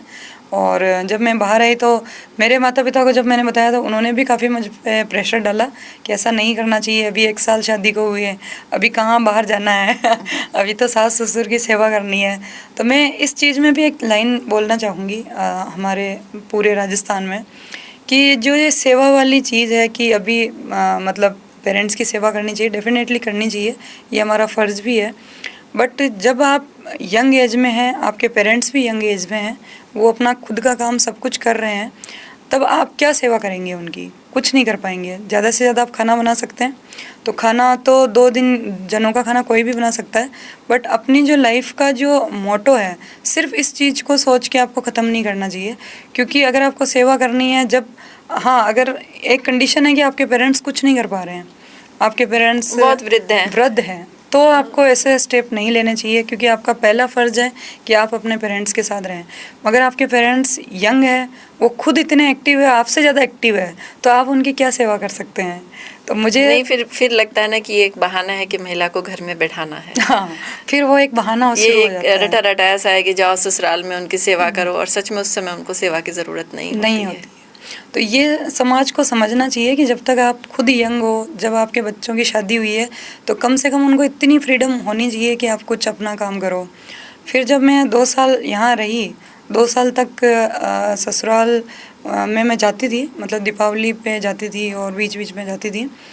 बट एक बार जब मेरे फादर इन लोगों को मैंने ज़बरदस्ती यहाँ बुलाया जब मेरा पूरा 3 साल बाद, जब पूरा 3 साल बाद मतलब लॉकडाउन से पहले तो अच्छा, एक 2020 का हाँ, तो मैंने उनको बुलाया, तो उनको थोड़ा सा अच्छा फील हुआ कि ठीक है ये कुछ तो कर रहे हैं। पहले उनको लगता था कि जॉब करके क्या कर लोगे, मतलब जॉब का ऐसा होता है ना, बहुत सारे लोगों को ऐसा होता है पैसा है घर में, तो आप जॉब क्यों कर रहे हैं? और वो भी पंचायत में थे, तो उन्होंने गांव में इतना कुछ देखा, और पीढ़ी दर पीढ़ी पैतृक जो विरासत थी वही काफ़ी थी, ज़मीन भी हमारे पास थी, तो इसलिए तो उनको लगा कि जॉब करके क्या करना है। और एक्चुअली मेरे को जॉब नहीं करनी थी, मेरे को स्टार्टिंग से ही जॉब नहीं करनी थी, मगर मेरे को ऐसा करना था, एग्रीकल्चर में कुछ काम करना था, मुझे ज़मीन चाहिए थी। बट ससुराल में ज़मीन पे अगर एक महिला काम करती है, जाती है, तो एक बहुत ही मतलब विचित्र माहौल बन जाता है, स्पेशली राजस्थान में। मतलब घर में ज़मीन है, लेकिन आप उस अपनी ज़मीन पे आप काम नहीं कर सकते। ये आज भी है। और हमारे तो उस चीज़ को फिर मैंने सोचा कि जब हमारी ज़मीन है, हम काम नहीं कर सकते, यहाँ एक्सपेरिमेंट नहीं कर सकते, ठीक है दूसरी जगह करते हैं। तो मैंने यहाँ पर ऐसी खेती स्टार्ट की जो महिलाओं को ज़मीन की ज़रूरत नहीं है। हमारे पास ज़मीन होते हुए मैंने ज़मीन पे काम स्टार्ट नहीं करना मतलब कर नहीं पाई मैं। तो मैंने ऐसे सोचा कि महिलाओं के पास ऐसा काम होना चाहिए, ज़मीन की ज़रूरत नहीं पड़े। तो ये जो मशरूम है ये एक झोंपड़ी में हो सकती है, बहुत हम जहाँ बैठे हैं अभी एक छोटे से स्पेस में, इसी इन्वायरमेंट में यहाँ भी कर लेंगे। तो उन महिलाओं के लिए मैंने ये काम किया जो महिलाएं घर पे अभी भी इतनी बाउंडेशन है, उनके पास दो ही ऑप्शन है कि या तो खुद का काम करो या घर छोड़ दो। मतलब या तो घर छोड़ के ही करो, आप काम करना है तो घर छोड़ के ही करो। तो वो महिलाएं कहीं ना कहीं नहीं कर पाती है, ऐसा स्टेप नहीं ले पाती है, या बहुत सारों के बच्चे हो जाते हैं तो महिलाएं ये सोच के भी रह जाती है कि इन बच्चों को हम कैसे परवरिश करेंगे, समाज में और भी बहुत सारी चीज़ें होती है। तो फिर मैंने सोचा कि इसी मशरूम को चूज किया जाए जो 45 दिन के अंदर तैयार हो जाती है, कोई भी महिलाएं अपने घर पे आराम से कर सकती है और खेती करके अच्छा इनकम जनरेट कर सकती है। बट जब मैंने ये स्टेप लिया तो अब मेरे बहुत सारे ऐसे लोग हैं या बहुत सारी ऐसी महिलाएं मुझे मिलती है कि आपके बाद हमने आपको दिखा के हमने काम स्टार्ट किया। अच्छा वो बताती हैं कि अनु ऐसा कर रही हैं तो हाँ, हमें करने दीजिए। हम भी कर सकते हैं, क्यों नहीं कर सकते। तो फिर घर वाले उनको इजाज़त देते हैं। घर वाले इजाज़त देते हैं। और बहुत सारे ऐसे हस्बैंड भी है जिनको परेशानी भी है कि ठीक है मेरे हस्बैंड ने इतना सपोर्ट किया, तो बहुत सारी महिलाएं बोलती भी है कि उनके हस्बैंड ने सपोर्ट किया आप भी करो। तो वो वाली एक समस्या भी है। पर महिलाएं काफ़ी अच्छा काम कर रही है और मुझे भी अच्छा प्राउड फील होता है कि महिलाएं घर पे भी काम कर रही है। मैं महिलाओं को ये भी बोलती हूँ कि कोई भी काम छोटा बड़ा नहीं होता, आप घर से भी काम स्टार्ट कर सकते हैं। घर में अगर आप गाय भैंस रख के अपनी डेयरी का काम करते हैं तो भी आप 15 से 20 हज़ार 30 हज़ार आप इनकम जनरेट कर सकते हैं खुद की। तो ये भी कोई छोटा काम नहीं होता। अब कुछ लोगों को गोबर उठाने में शर्म आता है कि नहीं हम महिलाएं हैं कैसे ये करेंगे। तो अगर आपको काम करना है तो आपको सब कुछ करना पड़ेगा। जब मैंने मशरूम स्टार्ट किया था तो कंपोस्ट तैयार करना होता था, तो कंपोस्ट में इतनी स्मेल आती थी स्टार्टिंग में जब बटन मशरूम किया, तो जब लेबर काम करते थे वो भी भाग जाते थे। मुझे खुद को पावड़ा उठाना पड़ा, मुझे खुद को काम करना पड़ा, बट उसमें मैंने हेजिटेट नहीं किया। और जब मैं ये काम करती थी तो बहुत सारे, जब गांव में काम करती थी आमलदा के अंदर, तो बहुत सारे लोग आते थे बोलते थे अच्छा भाई साहब ससुराल में नहीं रहते हैं क्या।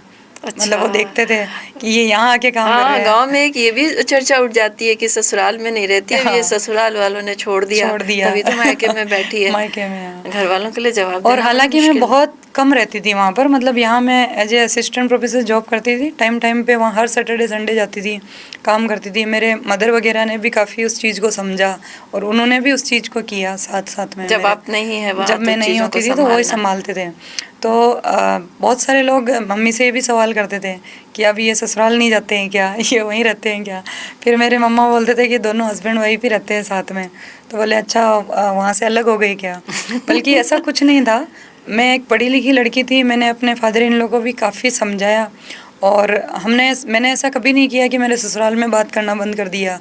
क्यों करूँ मैं बात करना बंद। वो उनकी थॉट प्रोसेस अलग थी, मेरी थॉट प्रोसेस अलग थी। मुझे कुछ करना था तो मैंने जो स्ट्रगल किया उसमें मैं जिम्मेदार मेरे ससुराल को नहीं मानती हूँ, क्योंकि ये उनका भी एक बाउंडेशन था, एक सामाजिक सोच, सामाजिक दबाव था और सामाजिक दबाव था।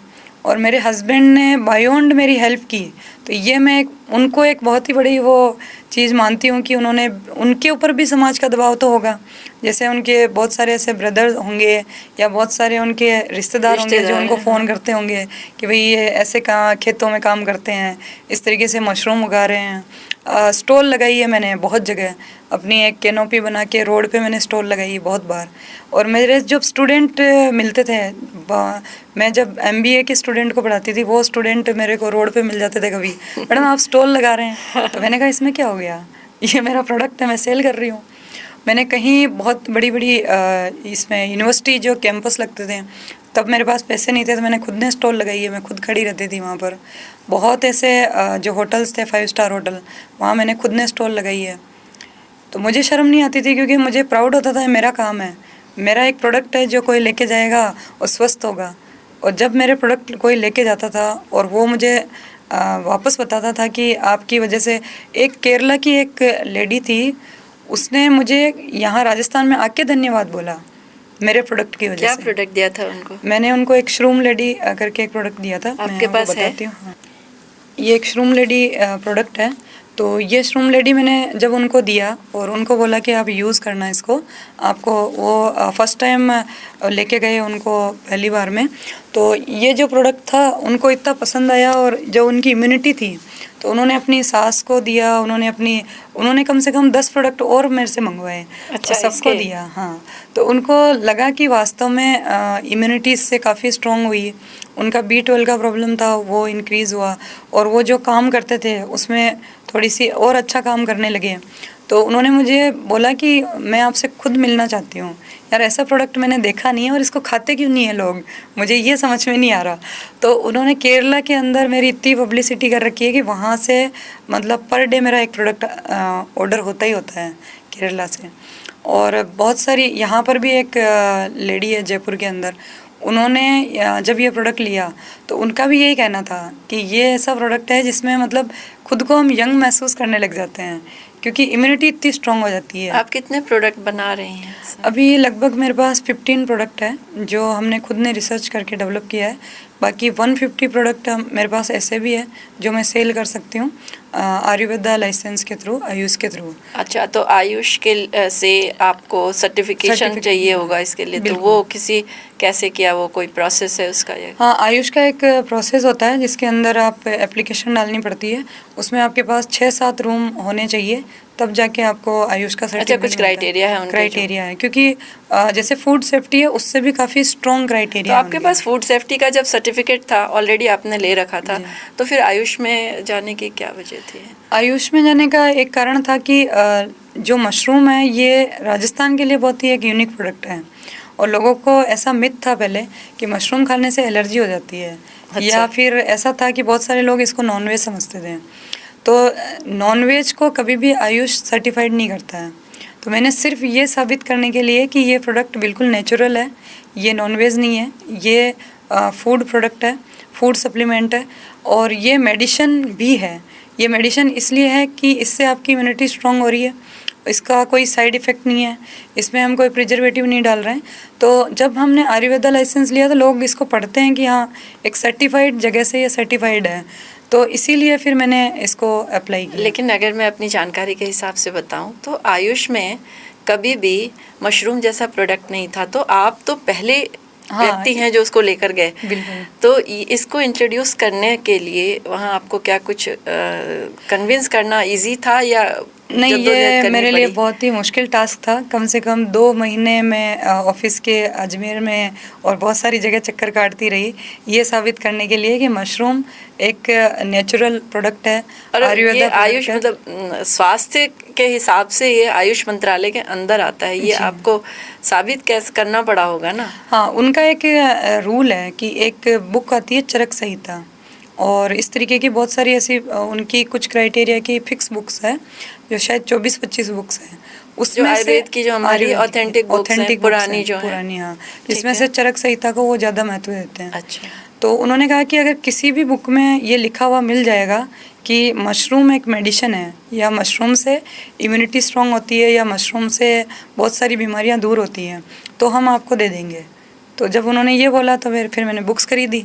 मैंने कम से कम 10-15 हज़ार की बुक्स खरीदी और बुक्स में स्टार्ट किया, किसी न किसी में तो मिलेगा। बट प्रॉब्लम ये था कि चरक संहिता में छत्रक लिखा हुआ था, मैं ढूंढ रही थी मशरूम। तो मशरूम तो अंग्रेजी शब्द है।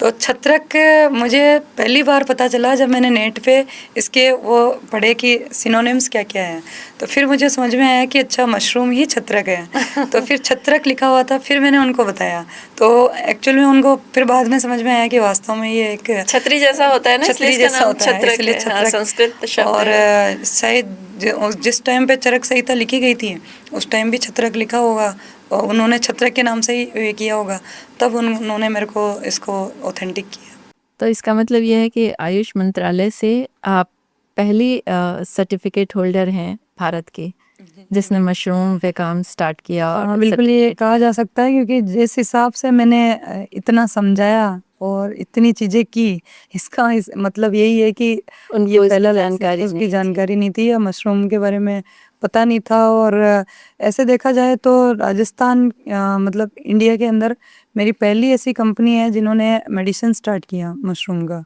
बाकी सब मशरूम को वेज मानते थे कि ठीक है सब्जी के लिए सब्जी famous के है। लिए, हाँ। बट अभी मेरे बाद जितनी भी कंपनियां स्टार्ट हुई है मशरूम में, वो जो पर्टिकुलर मशरूम बेच रही है वो मेरे बाद हुई है।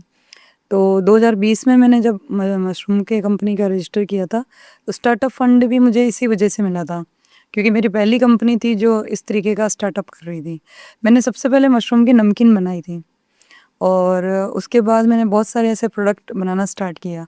बट फिर मैंने चीज़ों को समझा कि अगर हमें स्वस्थ लोगों को करना है, प्रधानमंत्री जी भी अभी ऑयल छोड़ने के लिए और इन सब के लिए बोल रहे हैं, तो अगर लोगों को स्वस्थ करना है तो किसी भी ऑयल के या इस तरीके के मिक्सअप में मेरे को मशरूम नहीं देना चाहिए, प्योर और फॉर्म में ही प्योर दे। फॉर्म में देना चाहिए।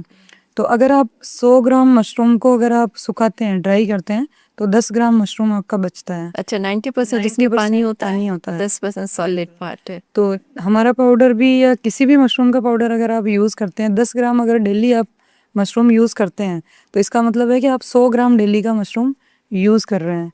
तो उससे काफ़ी स्वास्थ्य में आपके लाभ होंगे। जैसे यंग बच्चों की बात करें, अगर यंग बच्चे इसे लेते हैं तो पीसीओडी की समस्या उससे कम होगी, क्योंकि फोलिक एसिड और ये सारी चीज़ें एंटीऑक्सीडेंट प्रॉपर्टी इसके अंदर हाँ, होती है। गर्ल्स के लिए। गर्ल्स के लिए बहुत अच्छी होती है। और विटामिन डी होती है, जो हमारा ब्लड अगर ज़्यादा बनता है तो विटामिन डी भी D2 अगर कम हो जाता है तो हमारी बॉडी D3 यूज़ करती है, मतलब हमारी बॉडी D2 को D3 में कन्वर्ट करती है। बाकी ऐसी कोई भी चीज़ नहीं है जो मशरूम को मतलब D2 को कन्वर्ट करती हो, तो हमें डायरेक्ट कैप्सूल खाने पड़ते हैं D3 के। तो इसमें आप मशरूम अगर आप यूज़ करते हैं तो आपकी D2 बहुत अच्छा रहेगा। आपके पास कोई है ऐसा प्रोडक्ट इसका? हाँ बिल्कुल, जो ऑयस्टर के जितने भी प्रोडक्ट हैं हमारे, ये हमने लिक्विड फॉर्म में बनाया है, जो इसको सिर्फ 10 ड्रॉप आपको लेनी है। ये आपको कैंसर जिन लोगों को है उनको भी काफ़ी मददगार है। ये दुनिया की सबसे महंगी मशरूम है, कोडिसेप्स जिसको बोला जाता है। ये 8 लाख रुपए केजी सेल होती है मार्केट के 8 अंदर। लाख रुपए किलो किलो? किलो बट इसको हमने अभी लेब में स्टार्ट किया, और लेब से इस मशरूम को हमने अभी 2 से 3 लाख रुपए तक हम इसको लो कॉस्ट पे लेके आ गए। मतलब जितनी भी मशरूम है मैंने इसको लो कॉस्ट टेक्नोलॉजी से स्टार्ट किया। पहले वहाँ समझा कि कॉस्ट क्यों ज़्यादा लग रही है, और उसको फिर हमने लो पे हम कैसे लेके आए। तो इस मशरूम को अभी हम लोग बहुत इसमें दे सकते हैं कि जैसे किसी की कैंसर थेरेपी चल रही है, तो उसके अंदर अगर आप 10 ड्रॉप इस मशरूम को देंगे, कोडिसेप्स देंगे, तो उससे उसको काफ़ी हेल्प होगा, इम्यूनिटी बूस्ट होगी। उसका कारण है कि कैंसर अपनी जो सेल्स को मार देती है, जो थेरेपी देते हैं वो भी कैंसर सेल वाली थेरेपी जो सेल होती है उसको हम मार देते हैं, ख़त्म कर देते हैं, ताकि वहाँ पर दोबारा वापस ग्रोथ नहीं हो पाए। तो उससे क्या होता है, इम्यूनिटी हमारी कम हो जाती है और ब्लड सर्कुलेशन भी कम रहता है। तो इसमें एंटीऑक्सीडेंट प्रॉपर्टी होती है, कोडिसिपेन नाम से एक प्रोडक्ट होता है, इसके अंदर एक तत्व होता है, उससे एंटीऑक्सीडेंट प्रॉपर्टी बहुत ज़्यादा होती है। इससे आपको एनर्जी काफ़ी बूस्ट रहेगी और कैंसर पेशेंट को फ़ायदा मिलेगा। इसके अलावा आप अगर डेली वर्कआउट करते हैं, जैसे जिम वाले जो बच्चे हैं वो जिम करते हैं, उनको पुशअप करते हैं, तो जैसे 10 पुशअप उन्होंने लगाए हैं, तो इसको लेने के बाद उनकी जो पुशअप की क्षमता है वो इंक्रीज़ होती रहेगी। प्री वर्कआउट के लिए भी ये काफ़ी अच्छा प्रोडक्ट है। एक और है मुझे लग रहा है इसमें। नहीं, इसमें ड्रॉपर हमने साथ ड्रॉपर, दिया है, अच्छा। ताकि ये 10 ड्रॉप से इसको ज़्यादा नहीं लेना, मेजरमेंट के लिए। मेजरमेंट के लिए, क्योंकि ये थोड़ा सा जो प्रोडक्ट है गर्मी करता है। मतलब अगर आप सर्दियों में इसको 10 ड्रॉप ले लेते हैं तो आपको मुझे लगता है कि ज़्यादा ठंड नहीं लगेगी। जो कमज़ोर लोग हैं, एनर्जी रिलीज करता है। रिलीज़ करता है। तो गर्मियों के दिनों में हम इसको 5 ड्रॉप रिकमेंड करते हैं, और सर्दियों में इसको 10 से 15 ड्रॉप हम रिकमेंड करते हैं, तो वो लोग इसको ले सकते हैं। और ये कैप्सूल है मेरे हाँ, ख्याल में। इसके अलावा हमने एक कैप्सूल बनाया नीम बूस्टर, क्योंकि नीम बूस्टर। हाँ जो नीम से बना हुआ है। और एक और हमारे पास एक कैप्सूल है जो कि है टर्मरिक बूस्टर, जो कि स्पेशल हल्दी से बना हुआ है। तो आपने अच्छा, ये मशरूम्स के अलावा है? अलावा है, ये 2 चीज़ मशरूम के अलावा इसलिए बनाई मैंने, क्योंकि हमारे जो रसोई में जो राज होता है वो हल्दी ही है। अगर हम हल्दी रोज़ खाते हैं, 1 चुटकी हल्दी अगर आप रोज़ पानी में के अंदर लेते हैं, अगर गुनगुने पानी में ले लेते हैं या किसी भी ठंडे पानी में लेते हैं, तो आपको कोई बीमारी नहीं होगी, क्योंकि इसमें बहुत ज़्यादा मात्रा में एंटीबॉडी बनाती है ये हल्दी। तो अब क्या होता है कि बहुत बार ऐसा होता है कि हल्दी लेने में बहुत लोगों को समस्या होती है कि हल्दी आप ऐसे चम्मच भर के, अगर बहुत सारे जो हमारे वृद्ध थे वो तो खांसी चलती थी हल्दी ले लेते थे, जुकाम होता था हल्दी ले लेते थे, पर आजकल के बच्चे हल्दी नहीं ले पाते हैं। तो इसीलिए हमने एक टेबलेट इसका फॉर्मेट बना के टेबलेट बनाया, ताकि रोज़ अगर कोई डेली इसको हल्दी लेता है तो उसको कभी बीमारी का सामना नहीं करना पड़ेगा।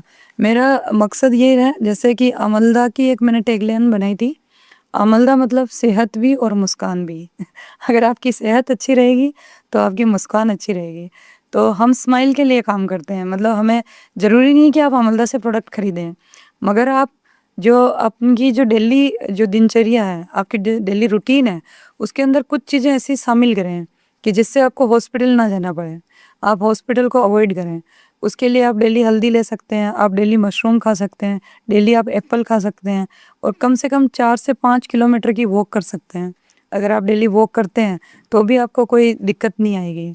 तो इस तरीके की चीज़ें अगर आप डेली अपनी लाइफ में यूज़ करेंगे तो आप हेल्दी रहेंगे, और जब आप हेल्दी रहेंगे तभी आप सोच पाएंगे कि हमें पैसा भी कमाना है और परिवार को भी स्वस्थ रखना है। हाँ, और बिल्कुल परिवार को भी, अगर कोई बीमार आदमी परिवार के बच्चों को अगर बोलता है कि आप वॉक करो तो नहीं करेगा, क्योंकि खुद बीमार है। तो हमें पहले खुद को स्वस्थ रहना पड़ेगा, स्पेशल महिलाओं के लिए तो ये बहुत ज़रूरी है कि आपके ऊपर पूरे परिवार की जिम्मेदारी होती है। तो अगर आप ही स्वस्थ नहीं रहेंगे तो परिवार कैसे रहेगा। और हम कहीं ना कहीं महिलाएं ये गलतियां करते हैं कि हम दूध गर्म करते हैं, लास्ट में मान लीजिए आपके पास 1 लीटर दूध है, 5 लोग आपके घर में हैं, तो आप चाहेंगे कि सबको दूध पिलाया जाए, आप खुद नहीं पियेंगे, आप सोचेंगे कि पहले सबको पिला देते हैं। ये चीज शुरू शुरू से रहा है। दूध और भोजन में भी सब्जी फल कुछ भी देखिए, तो फर्स्ट हम सबको बोले खिलाएंगे, जो बचेगा वो माए खाएंगे। तो बचेगा या नहीं बचेगा उसका भी कोई कह नहीं सकता। तो मुझे लगता है इसीलिए मैंने श्रूम लेडी जो आपको बताया था प्रोडक्ट, श्रूम लेडी इसीलिए बनाया है कि आप 1 चम्मच लेंगे, आपको पूरे दिन भर की एनर्जी मिलेगी। अगर आप दूध भी नहीं पी रहे हैं और आप पूरे दिन भर काम कर रहे हैं, वर्कआउट कर रहे हैं, तो आपकी एनर्जी बरकरार रहेगी। आपने भी यूथ की बात की और पुशअप की बात की, तो इसके लिए सप्लीमेंट भी आते हैं जो जिम वगैरह में लेते हैं, उसमें और इसमें आप क्या फ़र्क महसूस करती हैं, या लोगों से क्या बोलकर कन्विंस करती हैं कि ये लो, वो ज़्यादा ठीक नहीं है क्या? देखिए, हम इसको फूड सप्लीमेंट मानते हैं, मतलब ये ऐसी कोई दवाई नहीं है। मैंने आयुर्वेदा लाइसेंस सिर्फ इसलिए लिया कि लोगों को लगे कि ये एक अच्छी चीज़ है, और खुद आयुर्वेदा ने रिकमेंड किया है कि ये दवाई है, मतलब फूड ये सप्लीमेंट औषधि गुण की है, चीज़ है। औषधि वर्ड अपन यूज़ ले सकते हैं इसमें, इसीलिए इसको यूज़ किया। बाकी इसमें हम केमिकल नहीं डालते हैं, पहली बात, क्योंकि प्रिजर्वेटिव की, किसी भी मशरूम को प्रिजर्वेटिव की ज़रूरत नहीं है। तो ये कितने दिन तक रह जाते हैं? ये आराम से 2 साल, आप किसी भी मशरूम को ड्राई करने के बाद अगर आप पाउडर बनाते हैं और एयर टाइट रखते हैं तो 2 साल तक ये पाउडर खराब नहीं होगा।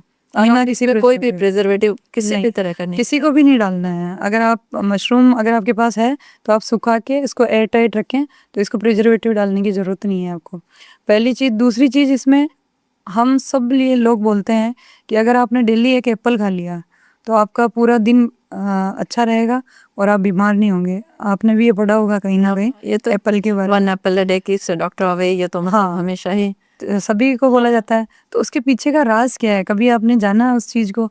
तो एप्पल के अंदर एंटीऑक्सीडेंट प्रॉपर्टी बहुत ज़्यादा होती है। इस वजह से अगर आप एप्पल खाते हैं तो आप डेली, मतलब अच्छे से आपका स्ट्रॉन्ग रहेंगे, आप में कोई बीमारी नहीं पनपेगी। तो मशरूम के अंदर भी एंटीऑक्सीडेंट प्रॉपर्टी बहुत ज़्यादा मात्रा में रहती है।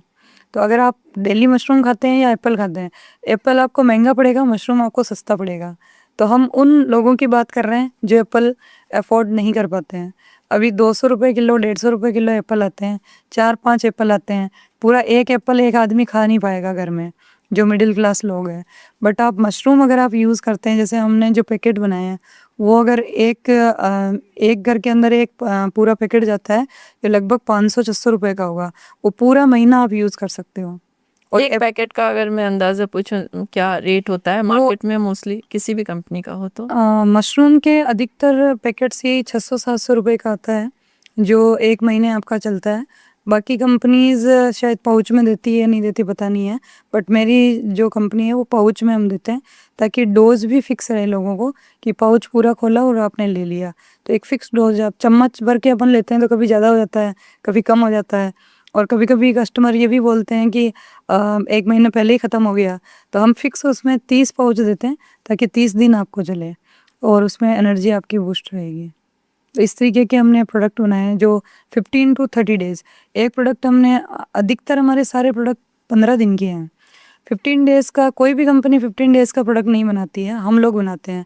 उसके पीछे मेरा ये है कि अगर आपका प्रोडक्ट अच्छा है तो आप 15 दिन के बाद आप और लेने ले के लिए लेंगे। आएंगे। अगर अच्छा नहीं है तो 1 महीने बाद भी आप नहीं आएंगे और आपका पैसा भी कम खर्च होगा। आपने कम पैसा खर्च किया और एक एक्सपेरिमेंट कर लिया। तो हमने हर एक प्रोडक्ट को 15 दिन का रखा है कि पहला जो ऑर्डर है आप 15 डेज़ का लीजिए, उसके बाद अगर आपको फ़ायदा महसूस होता है तो आप 1 महीने का या और किसी को रिकमेंड करना चाहते हैं तो बाद में लीजिए। हमारे पास बहुत सारे ऐसे लोग होते हैं, जो बहुत सारी ऐसी महिलाएं भी हैं जो कहती है कि हम भी इस प्रोडक्ट को सेल करना चाहते हैं। तो मैं उनको बोलती हूँ पहले आप खुद यूज़ लीजिए। ये कोई ऐसा प्रोडक्ट तो है नहीं कि आप बीमार होगे तभी लोगे, आप अभी भी ले सकते हैं। अगर एनर्जी आप डेली काम करते हैं तो शाम को आपको ऐसा लगता है कि जाके बस सोना है, थक गए, अब काम नहीं हो सकता है, लिमिट ख़त्म हो चुकी है, तो उस टाइम आप प्रोडक्ट लें और यूज़ करें। फिर आप देखें कि आप अब वो लिमिट कहाँ तक बढ़ी है, क्योंकि जैसे जैसे एज होती है, जो मैंने पढ़ा है वो बता रही हूँ। मैं एक साइंटिस्ट तो नहीं हूँ, बट मुझे स्टडी से ज़्यादा समझ में आ रहा है साइंटिस्ट भी स्टडी करके ही साइंटिस्ट बनते हैं। तो मैंने पढ़ा है कि जो छोटा बच्चा होता है उसके लिए 15 से 16 घंटे की नींद होती है, जो 1 से 2 साल का बच्चा होता है। जब बच्चा बड़ा होता है तो उसकी जो नींद है वो कम होती जानी चाहिए, मतलब इतना नहीं सोना चाहिए उसको। छोटा बच्चे को जैसे 16 घंटे आप नींद दो, अच्छा रहेगा स्वास्थ्य के लिए। फिर वो 7 से 8 साल होता है, 8 से 10 साल होता है, 15 से 16 साल होता है। तो जो ये एज आती है इसमें हम 8 साल 8 घंटे नींद के लिए बोलते हैं कि 8 घंटे नींद होनी चाहिए। अगर इससे ज़्यादा, अगर आप 17 से 25 साल के अंदर इससे ज़्यादा आप नींद निकाल रहे हो 8 घंटे से, तो इसका मतलब है आपको कोई प्रॉब्लम है, आपको थकान हो रही है या और कोई प्रॉब्लम है, या आप 8 घंटे से कम नींद निकाल रहे हो तो भी आपको कोई प्रॉब्लम है। तो इस चीज़ों में इन चीज़ों में आपको पता लग सकता है कि आपका स्वास्थ्य अच्छा है नहीं है। जैसे जैसे हम वृद्धावस्था की तरफ जाते हैं तो हम, जैसे हमारी जो उम्र है 35 से ऊपर या 50 से ऊपर चले गए, तो आपने देखा होगा बहुत सारे लोग 4 बजे उठ जाते हैं, 50 वाले, और फिर बच्चों को बोलते हैं कि हम तो 4 बजे उठ जाते हैं, तुम 8-8 बजे तक सोते रहते हो। तो ये इसलिए है कि नींद उनकी कम होती जाती है। एक वृद्ध आदमी 4 घंटे की नींद सफिशिएंट होता है। अगर आप मोदी जी की लाइफ पढ़ेंगे तो आपको समझ में आएगा कि वो लगभग 4 से 5 घंटे ही सोते हैं, तो वो उनके सेहत के लिए ख़राब नहीं है, अच्छा है। तो वो चीज़ें हमें इंडिकेट करती है कि हम बीमार हैं या स्वस्थ हैं। तो अगर वृद्ध जो हो जाते हैं, 50 साल से ऊपर हो जाते हैं, उनको 4 घंटे ही नींद आती है, 5 घंटे ही नींद आती है, वो गलत नहीं है। उनको इतनी ही नींद आएगी, उनको ज़रूरत भी इतनी है। बट 4 घंटे 5 घंटे नींद आती है वो गलत नहीं है, बट जो काम करते हैं तो उनको एनर्जी लेवल ज़्यादा चाहिए, वो चीज़ें हम समझ नहीं पाते हैं। तो एनर्जी लेवल ज़्यादा देने के लिए हमें कुछ ना फूड सप्लीमेंट तो उनको देना पड़ेगा, वृद्ध लोगों को। तो आप मशरूम भी यूज़ कर सकते हैं या फूड सप्लीमेंट कोई भी हो आप यूज़ करें ऑर्गेनिक तरीके से जो है आपके पास। आप सबसे अच्छा है कि आपकी जो रसोई है वही आपका फूड सप्लीमेंट है। तो हल्दी आप रोज़ लें, इस तरीके की आप चीज़ें डेली लेकिन वो जिम वाली बात का मुझे जवाब नहीं मिला, वहाँ भी फूड सप्लीमेंट बताते हैं, उसके बारे में हाँ आपका क्या? बिल्कुल। उसके जो हमारा जो प्रोटीन है वो इस मशरूम एक दुनिया का एक ऐसा प्रोटीन है, दूध का जो प्रोटीन है वो डाइजेस्टेबल प्रोटीन माना जाता है। इसके बाद आप वेज प्रोटीन के अंदर आते हो तो उसके अंदर 70% डाइजेस्टेबल माना जाता है। और अगर आप किसी और प्रोटीन के ऊपर जाते हो जैसे सोया प्रोटीन है, ये 50% ही डाइजेस्टेबल होता है। बट जो मशरूम का जो प्रोटीन है वो 90% डाइजेस्टेबल होता है। अगर आप बिल्कुल कमज़ोर हो और इस प्रोटीन को ले लेते हो तो भी आपको डाइजेस्ट करेगा ये। और बट बाकी जो प्रोटीन होते हैं, अगर आपने एक्सरसाइज नहीं की और डाइजेस्ट नहीं हुआ तो आपकी किडनी और लीवर इन सब पे इफेक्ट डालेगा। बाकी आपने देखा होगा बहुत सारे बच्चे ऐसे होते हैं जो जिम करते हैं तो बहुत ज़्यादा प्रोटीन लेने लग जाते हैं या ऐसे सप्लीमेंट लेने लग जाते हैं जिसके अंदर काफ़ी उनको स्टेमिना बूस्ट करने के लिए हाँ, आजकल ये बाजार दिया में जाता बहुत मिल है, रहा है। बाजार में बहुत मिल रहे हैं। तो उससे उनको कहीं ना कहीं साइड इफ़ेक्ट बाद में होते हैं, क्योंकि वो आप डायरेक्ट बॉडी को बूस्ट कर रहे हो, डायरेक्ट बूस्ट कर रहे हो, उससे कहीं ना प्रेशर डाल रहे हो आप बॉडी पे, तो उससे आपको स्टेमिना अभी तो बूस्ट हो जाएगा, अभी आपकी बॉडी शेप में आ जाएगी, बट जब आप छोड़ोगे तो वो काम वैसे ही करेगा जैसे आपने ड्रग्स छोड़ दिया हो। तो ये जो सप्लीमेंट है ये फूड सप्लीमेंट है, इसको अगर आप ले रहे हो, जिम नहीं भी जा रहे हो तो भी आपको ये कोई साइड इफ़ेक्ट नहीं करेगा, और अगर आप जिम जा रहे हो तो ये बहुत अच्छी बात है, ये आपको फ़ायदा भी देगा, और आपको जब आप इसको छोड़ दोगे तो आपको कोई साइड इफ़ेक्ट इसका नज़र नहीं आएगा। बहुत सारे ऐसे लोग हैं जो जिम करते हैं, वो काफ़ी वीडियो बना के डालते हैं आफ्टर 35 के बाद या 40 एज के बाद या 50 एज के बाद, कि हम पहले जिम करते थे, हमने ये गलतियाँ की, हमने ये सप्लीमेंट खाए, इस वजह से हमें ये नुकसान हुआ। तो मैं किसी कंपनी का नाम या किसी का नहीं लेना चाहूँगी, बट ये है कि आप ऑर्गेनिक फूड खाएं। जैसे आप बहुत सारी जिम के अंदर भी बहुत सारे लोग बनाना यूज़ करते हैं या ऐसे चीज़ें यूज़ करते हैं जिससे उनको फूड सप्लीमेंट कम लेने होते हैं, तो आप अगर वो चीज़ें ले सकते हैं तो बेटर है, और नहीं तो आप ऐसी चीज़ें ले सकते हैं जो ऑर्गेनिक हो या फिर जिनमें एंटीऑक्सीडेंट प्रॉपर्टी ज़्यादा हो, तो आपकी बॉडी को हील भी करेगा और इम्यूनिटी भी देगा। तो दोनों में हमारा इतना सा फ़र्क है। अगर आपने जो पूछा था कि जो मशरूम के जो प्रोडक्ट होते हैं और जो फूड सप्लीमेंट होते हैं जिम के अंदर जो दूसरे बच्चे यूज़ करते हैं, उन दोनों में फ़र्क क्या है? तो दोनों में इतना फ़र्क है कि अगर कोई पर्टिकुलर कोई भी बच्चा अगर जिम जॉइन करता है तो उसको इम्यूनिटी चाहिए, तो वो प्रोटीन लेगा। तो जब वो प्रोटीन लेगा तो 2-3 किलो का जो डिब्बा आएगा वो सिर्फ प्रोटीन होगा उसके अंदर, और कुछ नहीं होगा। फिर उसको अश्वगंधा अलग से उठा के लानी पड़ेगी, उसको और विटामिन B12 या B12 के लिए अलग से प्रोडक्ट लेगा, तो उसका घर ऐसा हो जाएगा जिम वाले बच्चे का कि उसके अलग अलग डिब्बे उसको आपको दिखाई देने लगेंगे कि ये विटामिन डी का है, ये अश्वगंधा है, ये B12 है, ये कैल्शियम है। तो इस तरीके के प्रोडक्ट खरीदने पड़ेंगे। बट मशरूम से बने हुए, आप किसी भी मशरूम से बने हुए हैं, दुनिया में बहुत सारी मशरूम है जिसमें से 15 तरीके की मेडिसिनल मशरूम है। किसी भी मशरूम को अगर आप प्रोडक्ट खरीदते हैं तो उसके अंदर सारे न्यूट्रिशन आपको सारे एक ही प्रोडक्ट के अंदर मिलेंगे, और यही हमारा शरूम लेडी की पहचान है। बहुत सारी महिलाएं भरोसा नहीं करती है, या बहुत सारे जो देख रहे होते हैं हमारे को, उनको बड़ा सरप्राइज़ होता है कि ऐसे कैसे हो सकता है। जैसे हमने बहुत सारे वीडियोस डाले हैं, टेस्टिमोनियल वीडियोस डाले हैं, या फिर उन महिलाओं के वीडियो डाले हैं जो स्वस्थ हुए हैं, तो जब वो बोलती है तो लोगों को, देखने वालों को ऐसा लगता है एक प्रोडक्ट से ऐसा कैसे हुआ, तो एक प्रोडक्ट से मशरूम से हुआ, क्योंकि मशरूम के अंदर विटामिन D12 है, विटामिन D3 आपको कहीं नहीं मिलेगा, मशरूम में मिलेगा। बी सारे कॉम्प्लेक्स B6, B1, B12 ये सारे आपको मशरूम में मिलेंगे। कैल्शियम बहुत ज़्यादा मात्रा में मशरूम में होता है। सबसे बड़ी बात, हम फैट इग्नोर करते हैं, हमें फैट नहीं चाहिए फैट नहीं होती है इसमें, मशरूम के अंदर, फैटलेस है। 0 फैट है, फैटलेस है। इसके अलावा ये नॉनवेज नहीं है, ये हम लोग लैब के अंदर भी साबित कर चुके हैं, और आयुर्वेदा ने भी साबित कर चुके हैं कि ये नॉनवेज नहीं है। इसके अलावा आप इसके अंदर कोई केमिकल हम नहीं मिला के दे रहे हैं, कोई प्रिजर्वेटिव, जो हमारे जितने पाउडर है उसके अंदर आप लैब टेस्ट करवाइए, उसमें आपको प्रिजर्वेटिव नहीं मिलेगा, किसी भी लैब में जाइए आप। इसके अलावा हमने और ऑथेंटिसिटी के लिए या मशरूम प्रोडक्ट के लिए जो निफ्टम करके एक लैब है हरियाणा के अंदर, जो कुंडली के अंदर है, निफ्टम के अंदर हमारी अभी बात चल रही है कि हम हमारे सारे प्रोडक्ट वहाँ से हम टेस्ट सर्टिफाइड करवाएं, और वो मतलब पूरे इंडिया में जितने भी बड़ी बड़ी मल्टीनेशनल कंपनियां हैं वो वहीं से सर्टिफाइड होता है। अभी बहुत चर्चा में थी ये कंपनी, ये निफ्टम। तो इसीलिए हमने भी सोचा कि हमारे वहाँ के सर्टिफाइड हो, तो अभी हमारी बात चल रही है। मैगी पर शायद निफ्टम ने ही किया था ना। हाँ, लास्ट जो फाइनल डिसीजन था वो निफ्टम का ही था मैगी में, और वही माना गया। तो इसीलिए अभी हम भी यही सोच रहे हैं कि हमारे प्रोडक्ट हो वो निफ्टम से सर्टिफाइड हो, तो इसीलिए फिर बाद में लोगों को सवाल ही उठाने का मौका नहीं मिलेगा कि ऐसा कैसे हो सकता है, स्वास्थ्य के लिए हानिकारक है या नहीं है।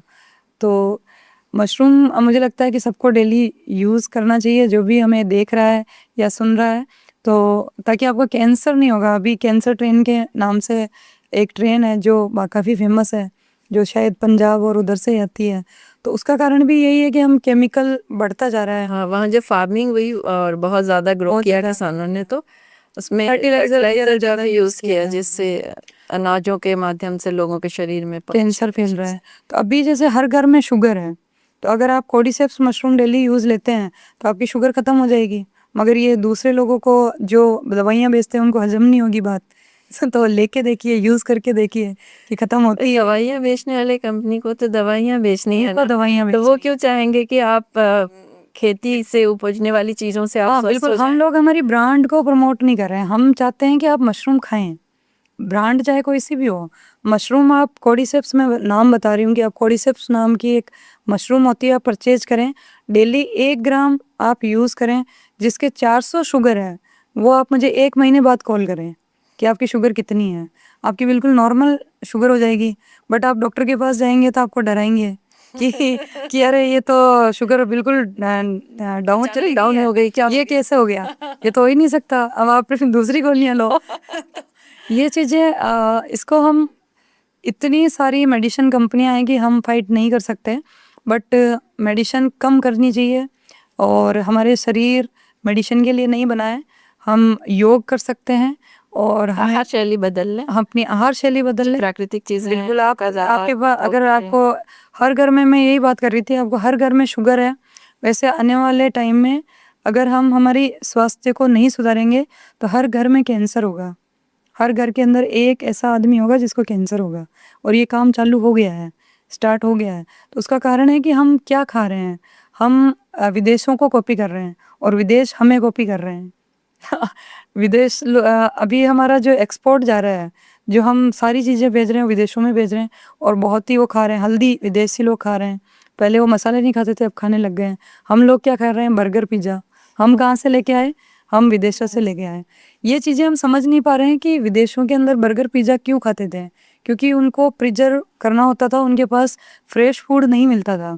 हम लोगों के पास रसोई है, हमारी जो लैब है, आपने जब भी मुझे क्वेश्चन हाँ, किया, मैंने ये आपका लैब है क्या? बिल्कुल, हमारा एक लैब है जिसमें हम डेली एक्सपेरिमेंट करते रहते हैं नए प्रोडक्ट बनाने हाँ, के क्योंकि लिए। आप जब ये एक्सपेरिमेंट की बात कर रही हैं, इनके ये फ़ायदे, ये नुकसान, ये चीज़ें, तो बिना लैब के ये पता नहीं चल बिल्कुल, सकता। हम लैब से ये करते हैं, फिर उसके बाद हम सर्टिफाइड लैब से इसके टेस्ट करवाते हैं।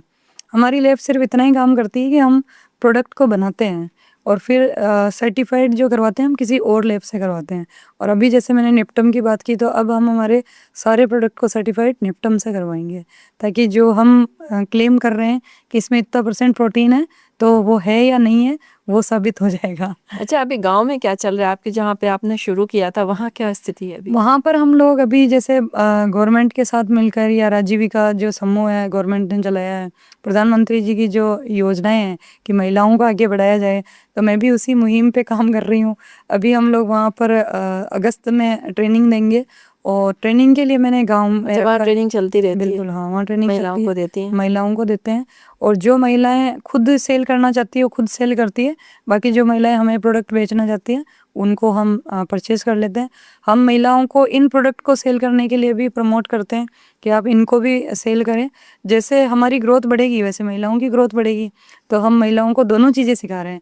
मतलब आपको एक चीज़ और है कि जैसे बहुत सारे लोगों के पास मशरूम की ट्रेनिंग लेने के लिए बहुत सारे लोग जाते हैं, अब तो बहुत जगह पे मशरूम की ट्रेनिंग स्टार्ट हो चुकी है, तो वो लोग बोलते हैं कि प्रोडक्ट हम खरीद लेंगे, और बाद में ये होता है कि वो खरीद नहीं पाते और ट्रेनिंग देके उनका पैसा ले लेते हैं। हम लोग लोगों को पहले मार्केट सिखाते हैं। अगर कुछ महिलाएं बोलती है कि आप खरीद लेंगे क्या, तो हम मना कर देते हैं, क्योंकि हम ये नहीं चाहते कि आप हमारे ऊपर डिपेंड रहें। जब हम यही तो चाहते हैं कि महिलाएं खुद अपने ऊपर डिपेंड रहें, ना कि किसी के ऊपर डिपेंड रहे। तो क्यों नहीं खरीदेंगे, हम खरीदेंगे, पर पहले आप मार्केट देखिए। अगर मैंने मना कर दिया मशरूम लेने से, तो फिर आपका क्या होगा? ये एक बहुत बड़ा सवाल मैं हर हाँ, ये गैप है, ये गैप है, गैप बन जाता है। कि अगर आपने अभी हमारी कंपनी है स्टार्ट किया, आपने मेरे साथ स्टार्ट किया, और मैंने आपसे प्रोडक्ट लेना बंद कर दिया किसी भी कारण से, तो फिर आपका क्या होगा? तो कहीं ना कहीं आप हैंडीकेप्ड हो गए वहीं पे, वहाँ पर भी। तो मैं जो भी मशरूम की ट्रेनिंग लेने आता है हमारे वहाँ पर, मैं सबसे पहला सवाल ये होता है कि मार्केट कहाँ है, आप कैसे मार्केट करोगे? नहीं है तो पहली ट्रेनिंग हम मार्केट की देते हैं उनको, वाह, फिर उसके बाद हम प्रोडक्शन सिखाते हैं, क्योंकि प्रोडक्शन बहुत इजी है। मैंने इतना प्रोडक्शन इजी कर दिया है कि मशरूम एक दिन में मैं सिखाऊंगी, आप 1 महीने में प्रोडक्शन लाके मेरे को दे दोगे। बट आपको सेल कहाँ करना है, कैसे सेल करना है, ये सिखाना महिलाओं को बहुत ज़रूरी है। और आप अभी भी महिला कृषक भी हैं, महिला उद्यमी भी हैं, उद्यम सिखाया महिलाओं को आपने। बिल्कुल मेरे को एंटरप्रेन्योर महिलाओं ने ही बनाया, क्योंकि जैसे जैसे मैंने स्टार्ट किया तो फिर मुझे मार्केट का प्रॉब्लम आया कि बेचूँ कहाँ, प्रोडक्शन तो कर लिया, बेचना कहाँ है। तो बेचने के लिए फिर मुझे मार्केट समझ में आया, फिर लोगों को समझना ज़रूरी है कि खाएंगे कैसे। अब मशरूम डेली कोई सब्जी बना के नहीं खा सकता, और 100 ग्राम डेली मशरूम खानी पड़ती है, तब जाके आपकी पूरी जो बॉडी के अंदर रिक्वायरमेंट है वो पूरी होगी। तो फिर मैंने उसको इसी तरीके से स्टार्ट किया, पाउडर स्टार्ट किया। जैसे जैसे डिमांड खुद देते हैं लोग कि इस तरीके से, तो हम उसी तरीके से फिर आप प्रोडक्ट उसमें वेरिएशन करते चले वेरिएशन गए। करके चेंज करते हैं। और आप इंस्टीट्यूट्स में, कॉलेजों में, यूनिवर्सिटीज़ में जो आपकी विजिट होती है वो क्यों होती है? क्योंकि वहाँ तो खेती नहीं होती इसकी ना। बिल्कुल, जो इंस्टीट्यूट होते हैं बहुत सारे, जो गवर्नमेंट के इंस्टीट्यूट हैं, वो कहीं महिलाओं को ट्रेनिंग देते हैं।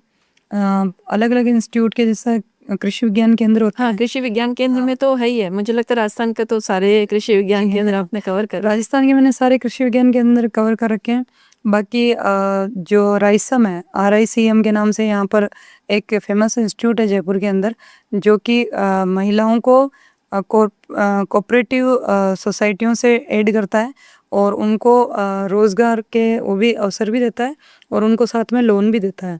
तो वहाँ भी मेरे लेक्चर इसलिए होते हैं कि महिलाएं लोन तो ले लेती है, और सरकार पूरी सहयोग कर रही है लोन के लिए, बट लोन लेके महिलाएं ग्रामीण में क्या करते हैं, किसी के मायरा कर दिया, किसी की दूसरे पार्टी कर काम दी, में उसको दूसरे काम में यूज़ लिया। तो उन लोगों को मैं ये सिखाना चाहती हूँ कि आपको अगर लोन लेना है तो पर्टिकुलर उसी काम के लिए, जैसे आप उद्योग के लिए लगाएं, तो वो आपको रिटर्न देगा। अगर आपने लोन लिया, किसी बच्चे की शादी कर दी, बच्चे की शादी करना ज़रूरी है, बट लोन लेके आप बच्चे की शादी ना करें। अब तो समाज में इतना सुधार आ चुका है कि आप कम पैसों में अपने बच्चों की शादी करें। जैसे एक रिवाज और है हमारे राजस्थान के अंदर, किसी की डेथ हो जाती है तो पूरे के पूरे गांव को खाना खिलाने खिलाते का। हैं। तो उसमें लोगों के पास पैसा नहीं होता है, फिर भी वो कहीं से लोन लेंगे, उधार लेंगे। वो उधार उस टाइम तो ले लेंगे, और लोग एक दिन खा के चले जाएंगे, बट वो उधार वो जिंदगी भर वो किसान चुकाएगा। और उस उधारी के चक्कर में उसको खेती करने के लिए और कोई उधार नहीं मिलेगा, उसकी खेती बंद हो जाएगी। और जब खेती बंद हो जाएगी तो वो काम कैसे कर पाएगा, घर को कैसे सब चलाएगा। तो वो सारी चीज़ें हमें उद्यम वालों को सिखाना चाहिए, हमें किसानों को समझाना चाहिए। और ये और कोई लोग हम ही हैं, ये समाज भी हमसे है, बना हुआ भी हमसे ही है, और हमने ही सिखाया है। और हम ही सिखाएंगे नई चीज़, नहीं, बदलाव भी हमें ही लाना है। लेकिन आपने राजस्थान की बात की, राजस्थान के बाहर भी है हाँ, हरियाणा में ऐसी बहुत सारी और भी कुर्तियाँ राज्य हैं। आप बिहार बहुत चले सारे जाइए, कीमती हैं, ये बहुत सारे। ऑलमोस्ट भारत में मुझे लगता है ज़्यादातर क्षेत्रों में, कुछ अगर हाँ, अ, हर छोड़ दें तो। सभी जगह पर है, बट मुझे ऐसा लग रहा है कि धीरे धीरे सब लोग सुधर रहे हैं। राजस्थान भी काफी हद जागरूकता तक आएगी, हाँ जागरूकता आएगी तो ये चीज़ें बदलेंगी। बदलेगी। और आप जैसे लोग हैं तो बदलाव होना है ही। नहीं, बदलाव हमारे जैसे लोगों से नहीं होने वाला है। बदलाव हर उस महिला जो हमारे घर में है, हर एक घर के अंदर जो महिला मुखिया है, उससे बदलाव होगा। क्योंकि मैंने ये फील किया है कि महिलाएं ही महिलाओं को रोकती है, पुरुष नहीं रोकते हैं। नहीं नहीं, ये बात तो गलत है। देखिए, पुरुष भी रोकते हैं, इतना नहीं रोकते हैं, रोकते क्योंकि मुझे ऐसा लगता है कि महिलाओं को सबसे पहले ये डर लगता है कि कुछ गलत ना हो। नहीं, महिलाओं को इसलिए डर लगता है कि उनको पता है कि उनके ऊपर भी एक पुरुष है। जैसे माँ रोकती है तो माँ इसलिए नहीं रोकती कि माँ को पसंद नहीं है, माँ को पता है कि पति है। बट पहला स्ट्रगल उन्हीं को करना पड़ेगा। हाँ, ये मैं मानती जो हूँ। महिलाएं हैं उनको बदलाव करना ही पड़ेगा। हाँ, ये बात ठीक है हाँ, कि महिला ही इस चीज को तोड़ के आगे बढ़ेगी और दूसरी महिला को सपोर्ट करेगी। और मुझे तभी ये लगता है चीज़ कि जो बन सकती मुख्य महिला है उसको पहले ये करना पड़ेगा, तब हाँ। जाके हमारे समाज में बदलाव आएगा। हम चाहते हैं अब हम जो नेक्स्ट पीढ़ी है वो बदलाव ला रही है, तो बहुत परेशानी होती है। मतलब बुजुर्गों की बहुत परेशानी होती है, और समाज को भी ऐसा लगता है कि जो यंग बच्चे हैं वो बुजुर्गों की बात नहीं मान रहे हैं। या इसको हम बुजुर्ग लोग ऐसे भी देख सकते हैं कि हम जब थे, हमारे जो दादा थे, उनकी बात हम इस तरीके से इज्जत करते थे, अब ये बच्चे इज्जत नहीं करते हैं, अब ये आर्ग्यूमेंट करते हैं। तो उसको मुझे लगता है आर्ग्यूमेंट ना समझ के बच्चों की फीलिंग समझनी चाहिए। वो आपसे आर्ग्यूमेंट नहीं कर रहे हैं, वो समझाने की कोशिश कर रहे हैं कि हम अलग फील्ड में जा रहे हैं, हमें अलग करना चाहिए। आजकल कोई लड़की अगर ज़्यादा बोलती है तो उसको भी गलत माना जाता है कि अरे लड़की होके गलत बोल रही है। हाँ, मेरी ये एक थोड़ा friend है। ग्रामीण परिवेश हाँ। में ज़्यादा है, और शहरों में सबसे पहले उस घर की जो मुख्य महिला होगी, दादी होगी या फिर अपने जो उनके मदर होंगे, वही डांटेंगे वही उनको। होती हैं। तो जब लड़कियों को बार बार डांटा जाता है, रोका जाता है, तो कहीं ना कहीं उनका कॉन्फिडेंस लेवल कम होता है। और ये लड़कों के साथ भी होता है, ऐसा नहीं है कि लड़कियों के साथ भी होता है। मैंने तो ये भी देखा है कि लड़कों का भी ऐसा ही स्ट्रगल है जितनी लड़कियां करती है, क्योंकि लड़कियों को फिर भी सपोर्ट मिलता है कि हस्बैंड है साथ में। लड़कों को ऐसा रहता है कि उनको घर भी चलाना है, और उनको अगर नई दिशा में जाना है, अगर कोई लड़का जॉब छोड़ के बिजनेस करना चाहता है, तो उसके लिए तो बहुत बड़ा स्ट्रगल है। तो हमें ऐसा नहीं है आजकल की सिर्फ लड़कियों के लिए स्ट्रगल है। तो ये सब चीज़ें हमारा समाज ही कर रहा है। तो हमें समाज को चेंज करना चाहिए और समाज के लोगों को समझना चाहिए कि अब हम नई पीढ़ी में हैं, और रेस्पेक्ट आपका हम भी उतना ही करते हैं जितना पहले के लोग करते थे। बस ये है कि पहले के लोग समझाने की कोशिश नहीं करते थे, उनको लगता था कि जो है जो ठीक है।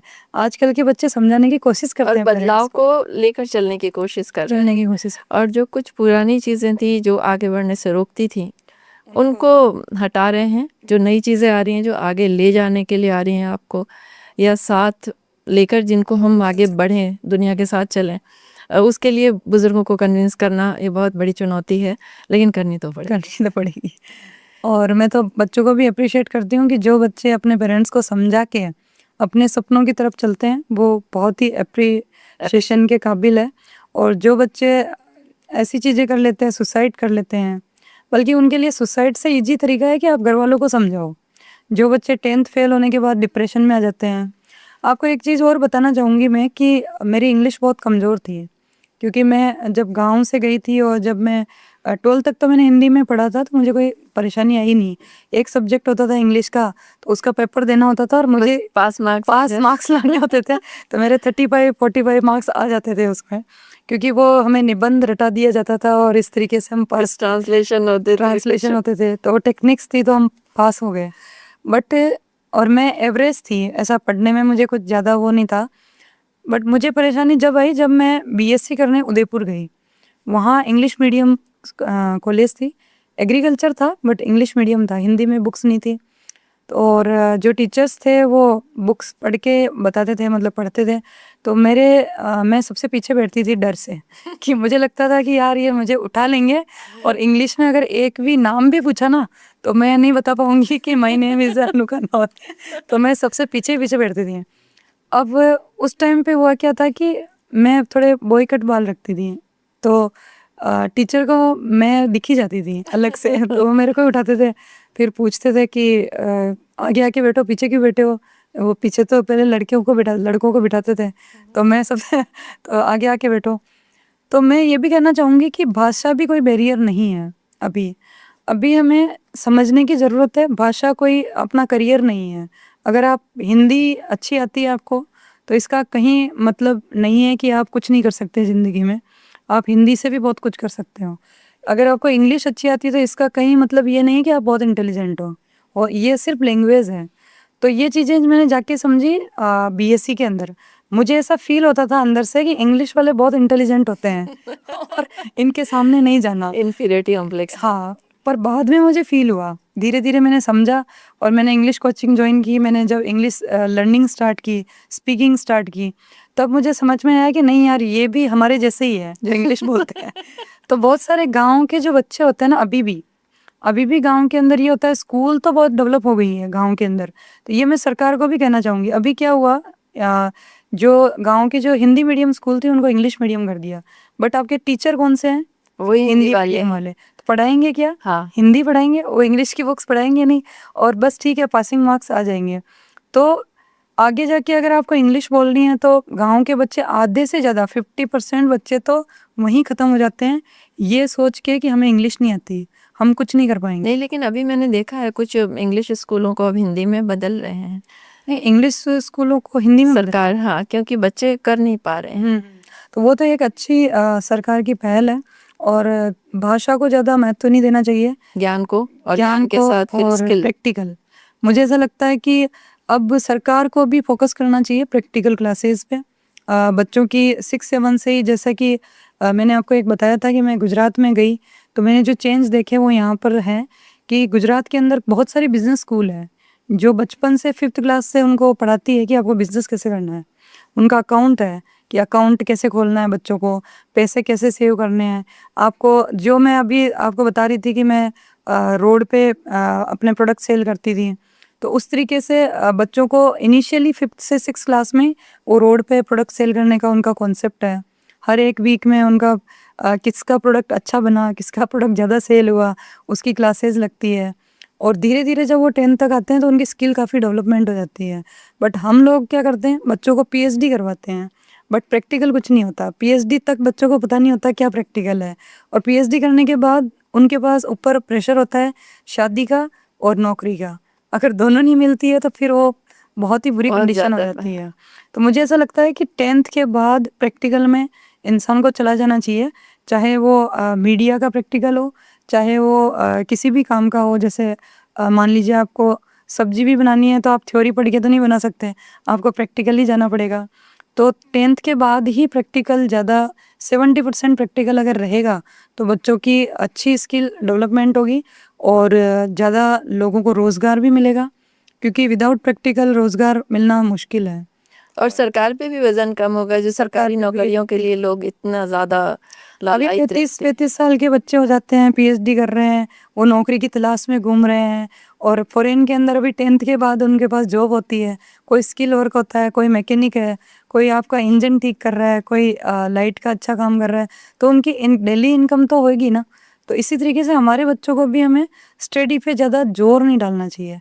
अगर जो बच्चा डॉक्टर बनना चाहता है, ठीक है, उसको आपको जोर डालने की ज़रूरत नहीं है, वो खुद पढ़ेगा, खुद बढ़ेगा।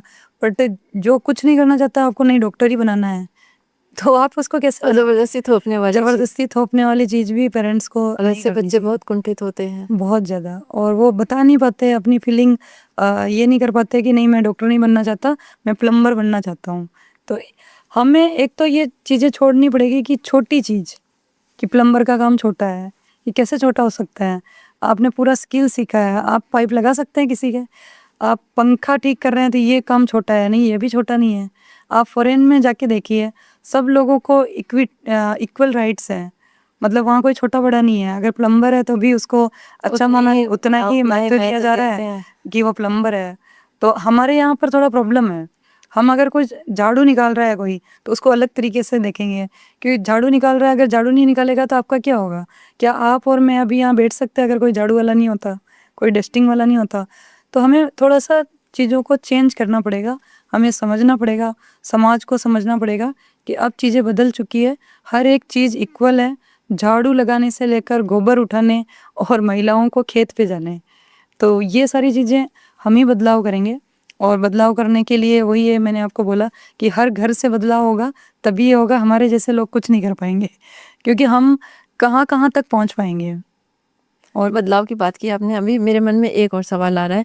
आपने प्रोडक्ट जो आपके हैं ये, इनको आप कैसे सेल करती हैं? क्योंकि जब आपने महिलाओं से कहा कि पहले मार्केट ढूंढो, आपने मार्केट ढूंढा, तब आपने काम स्टार्ट किया, लेकिन आपका काम काफ़ी बढ़ चुका है। तो इस समय आप नेशनल या इंटरनेशनल मार्केट तक कैसे जा रही हैं? कुछ प्लान है आपका? जी, अभी हम लोग ऑनलाइन प्लेटफॉर्म जितने भी हमारे अमेज़ोन, फ्लिपकार्ट, उन सब पे हमारे प्रोडक्ट आ चुके हैं। बाकी हमने अमेज़ोन से फ़ॉरेन के लिए टाई अप कर चुके हैं कि फ़ॉरेन में जो डायरेक्ट कस्टमर हमसे जुड़ना चाहते हैं, वो हमसे प्रोडक्ट ले सकते हैं। और बाकी हम B2B पे भी हम फ़ॉरेन के बारे में सोच रहे हैं, प्रोडक्ट के बारे में, बट वो काफ़ी लोट में जाता है, तो अभी उसके लिए प्लानिंग चल रही है। अभी हमारा जो प्रोडक्शन है वो फागी के अंदर होता है, हमारी जो फैक्ट्री अभी हमने बनाई है। बाकी हमने सरकार से अपील की है कि हमें एक ज़मीन दी जाए जिस पे हम ये काम कर पाएँ। तो इस तरीके से हमारा डेवलपमेंट चल रहा है अभी। तो अभी महिलाओं को ज़्यादा प्रोडक्ट, अभी डिजिटल मार्केटिंग का ज़माना है, तो महिलाओं को मोबाइल सब घर में है, सब महिलाएं मोबाइल पे देखती है। और बहुत सारे आजकल तो महिलाएं किट्टी पार्टी भी बहुत करने लग गई है, तो बहुत सारे इनके ग्रुप भी बन चुके हैं। तो अगर आप कोई भी प्रोडक्ट सेल करना चाहते हैं तो आप ऑनलाइन मीडियम से करें पहले। तो आप महिलाओं को इसकी स्टार्टिंग भी ट्रेनिंग दे रही हैं, मोटिवेट कर रही हैं कि हाँ ऑनलाइन? बिल्कुल, जो भी महिलाएं हमसे जुड़ रही है उनको हम ऑनलाइन मार्केटिंग सिखाते हैं कि आपका फेसबुक पेज बनाओ, इंस्टाग्राम बनाओ, व्हाट्सअप बनाओ, व्हाट्सअप से आप लोगों को बताओ कि हम ये प्रोडक्ट बना रहे हैं, पर्टिकुलर एक एक लोगों को मैसेज करो। और बाकी जो फिजिकल है मार्केटिंग, वो तो आपको डोर टू डोर जाना ही पड़ता है। जैसे कुछ महिलाओं की पार्टी हो रही है या कोई बड़ी पार्टी है, उसके अंदर भी आप प्रोडक्ट डिस्प्ले करना पड़ेगा आपको। बट इसके लिए आपको सब चीज़ों के लिए आपको शर्म छोड़नी पड़ेगी। जैसे अभी थोड़े दिन पहले कोटा से मुझे एक महिला का कॉल आया था। उनकी एज 56 एज थी और उनके पोते पोती भी थे, बड़े हो गए काफ़ी। तो उन्होंने मुझे बोला कि मैम मैं काम करना चाहती हूँ, बट मुझे शर्म आती है कि मेरे घर में सब कुछ है, तो मैं अगर प्रोडक्ट लेके बाहर जाऊँगी तो मुझे लोग कहेंगे कि आपके बेटे कमाते नहीं है क्या। तो ये जो चीज़ें हैं, ये समाज को हमने इतना अजीब कर रखा है कि अब जैसे अब बाहर कल्चर की बात करें तो सब इंडिपेंड होते हैं लोग। अब हमारे यहाँ पर अगर कोई बेटा कमा रहा है और अगर लेडी कमा रही है, मतलब उसके मदर कमाना चाहती है, तो बेटे को दोष दिया जाता है।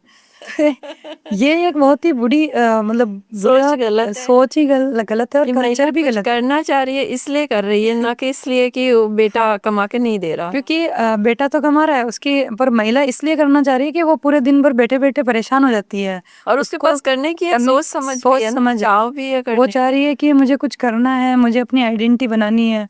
तो मैंने उनको यही बोला कि या तो आप समाज को देखो या आप मार्केट को देखो, दोनों साथ नहीं हो आपको नहीं हो सकता। बट एक स्टेप के बाद समाज भी आपके साथ होगा, जैसे कि मेरे साथ है। ये हर स्ट्रगल में होता हर है। स्ट्रगल में होता है। जब तक आप शुरुआत कर रहे हैं तो लोग रोकेंगे, आप जब तक स्ट्रगल में हैं तो भी लोग रोकेंगे, लेकिन जब आप सफल हो गए तो वही लोग आपको वही लोग हाथ अप्रिशिएट हाथ करेंगे लेते कि आपने अच्छा काम किया, आप अच्छा काम कर रहे हैं। तो इस तरीके से आप कर सकते हैं कि पहले थोड़ा समाज को आपको साइड में रखना पड़ेगा। बट साइड में रखने का मतलब मैं ये भी नहीं कहूँगी कि आप समाज से बिल्कुल कट हो जाएं, पर ये है कि आप जवाब ना दें किसी को कि नहीं मैं ये कर रही हूँ, वो कर रही हूँ। कोई नहीं समझेगा उस जवाब को। काम से ही जवाब दे। काम से ही जवाब देना पड़ेगा कि हाँ मैंने काम किया और ये मेरा जवाब है। अभी आपके पास कितने स्टाफ हैं इस सारे काम के? मेरे पास लगभग 15 से 20 स्टाफ है अभी, जिसमें से हमारे पास 3 से 4 स्टाफ डिजिटल मार्केटिंग ही देखते हैं ओनली, और कुछ स्टाफ है 4-5 जो प्रोडक्शन देखते हैं, और 2-3 स्टाफ है जो मार्केटिंग देखते हैं, फिजिकल मार्केटिंग। तो इस तरीके से 15 से 20 स्टाफ रेगुलर है, और बाकी पार्ट टाइम भी बहुत सारे लोग काम करते हैं, वो एक अलग है। तो अभी तो कारवां चल रहा है और महिलाएं जैसे जैसे जुड़ती जा रही है, तो हम सोच रहे हैं कि उसी तरीके से महिलाओं को प्रमोट किया जाए। और जो हमारी मशरूम है वो भी महिलाओं के लिए ही बनाई गई है और महिलाओं के द्वारा ही बनाई जाएगी, तो इसीलिए हम इसको मशरूम के कुछ प्रोडक्ट महिलाओं के लिए हैं, सारे तो नहीं हैं। नहीं, सभी प्रोडक्ट महिला यूज़ कर सकती है, बस स्पेशल जो एक प्रोडक्ट मैंने बनाया है वो स्पेशल महिलाओं के लिए, जैसे बाकी कैप्सूल प्रोडक्ट है। सभी यूज कर हाँ, सकते हैं। बाकी भी यूज़ कर सकते हैं। एक प्रोडक्ट स्पेशल महिलाओं के लिए बनाया है मैंने, क्योंकि बहुत सारी कम कंपनियां हैं जो महिलाओं के लिए कम प्रोडक्ट बनाती है, तो मुझे लगता है कि स्पेशल महिलाओं के लिए क्यों ना बनाया जाए। तो हमने महिलाओं के लिए उसमें शतावरी ऐड किया है। शतावरी बहुत ही अच्छा रहता है महिलाओं के लिए, और अश्वगंधा है उसके अंदर बहुत ही कम मात्रा में है, और मशरूम है। तो मैंने जैसे आपको बताया कि 10 डिब्बे आपको नहीं खरीदने, एक ही प्रोडक्ट आपको यूज़ करना है। श्रूम लेडी है, तो श्रूम लेडी मैंने नाम ही इसलिए रखा है कि जो लेडी है अगर वो प्रोडक्ट लेती है तो वो शाइन करेगी, और उसका जो काम है वो एफिशिएंसी जब बढ़ जाएगी तो उसको पूछेंगे क्या ले रहे हो आप। आप लड़कियों को ट्रेनिंग देती हैं ना, तो उनको क्या ट्रेनिंग, जैसे स्कूल कॉलेजेस में उनको क्या ट्रेन करती हैं फिर? देखिए, पहला तो मैं उनको ये समझाती हूँ कि सेल्फ डिपेंड बने वो, और मशरूम की ट्रेनिंग भी हम देते हैं। इसके अलावा एंटरप्रेन्योर भी मैं उनको बनाना चाहती हूँ। मशरूम एक अलग फील्ड हो गया, बट मैं चाहती हूँ एंटरप्रेन्योरशिप के लिए आप एंटरप्रेन्योरशिप उनको के लिए मैं मोटिवेट उनको करती हैं कि मोटिवेट करती हूँ आगे चल के तुम लोग कुछ अपना काम कुछ ना कुछ करो, क्योंकि महिला अभी बच्चियों में बहुत थोड़ा सा ऐसा डर है कि जो पेरेंट्स ने कहा वो सही है। ऐसा मैं मानती हूँ कि हाँ सही हो सकता है एक्सपीरियंस के हिसाब से, बट 100% सही नहीं हो सकता, क्योंकि कुछ पेरेंट्स लड़कियों से ये चाहते हैं कि आपको टीचर ही बनना है। ये पता नहीं क्यों है हमारे समाज में।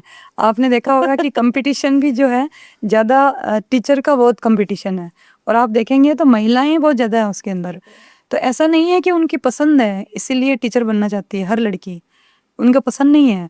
उनको ऐसा महसूस कराया गया है कि आपके लिए जॉब है टीचर, वो बहुत अच्छा है, तो उसका समाज पे और भी बुरे इफ़ेक्ट पड़ते हैं, क्योंकि आपका मन नहीं है, आप टीचर नहीं बनना चाहते हैं, बट आप टीचर बन गए किसी कंडीशन में।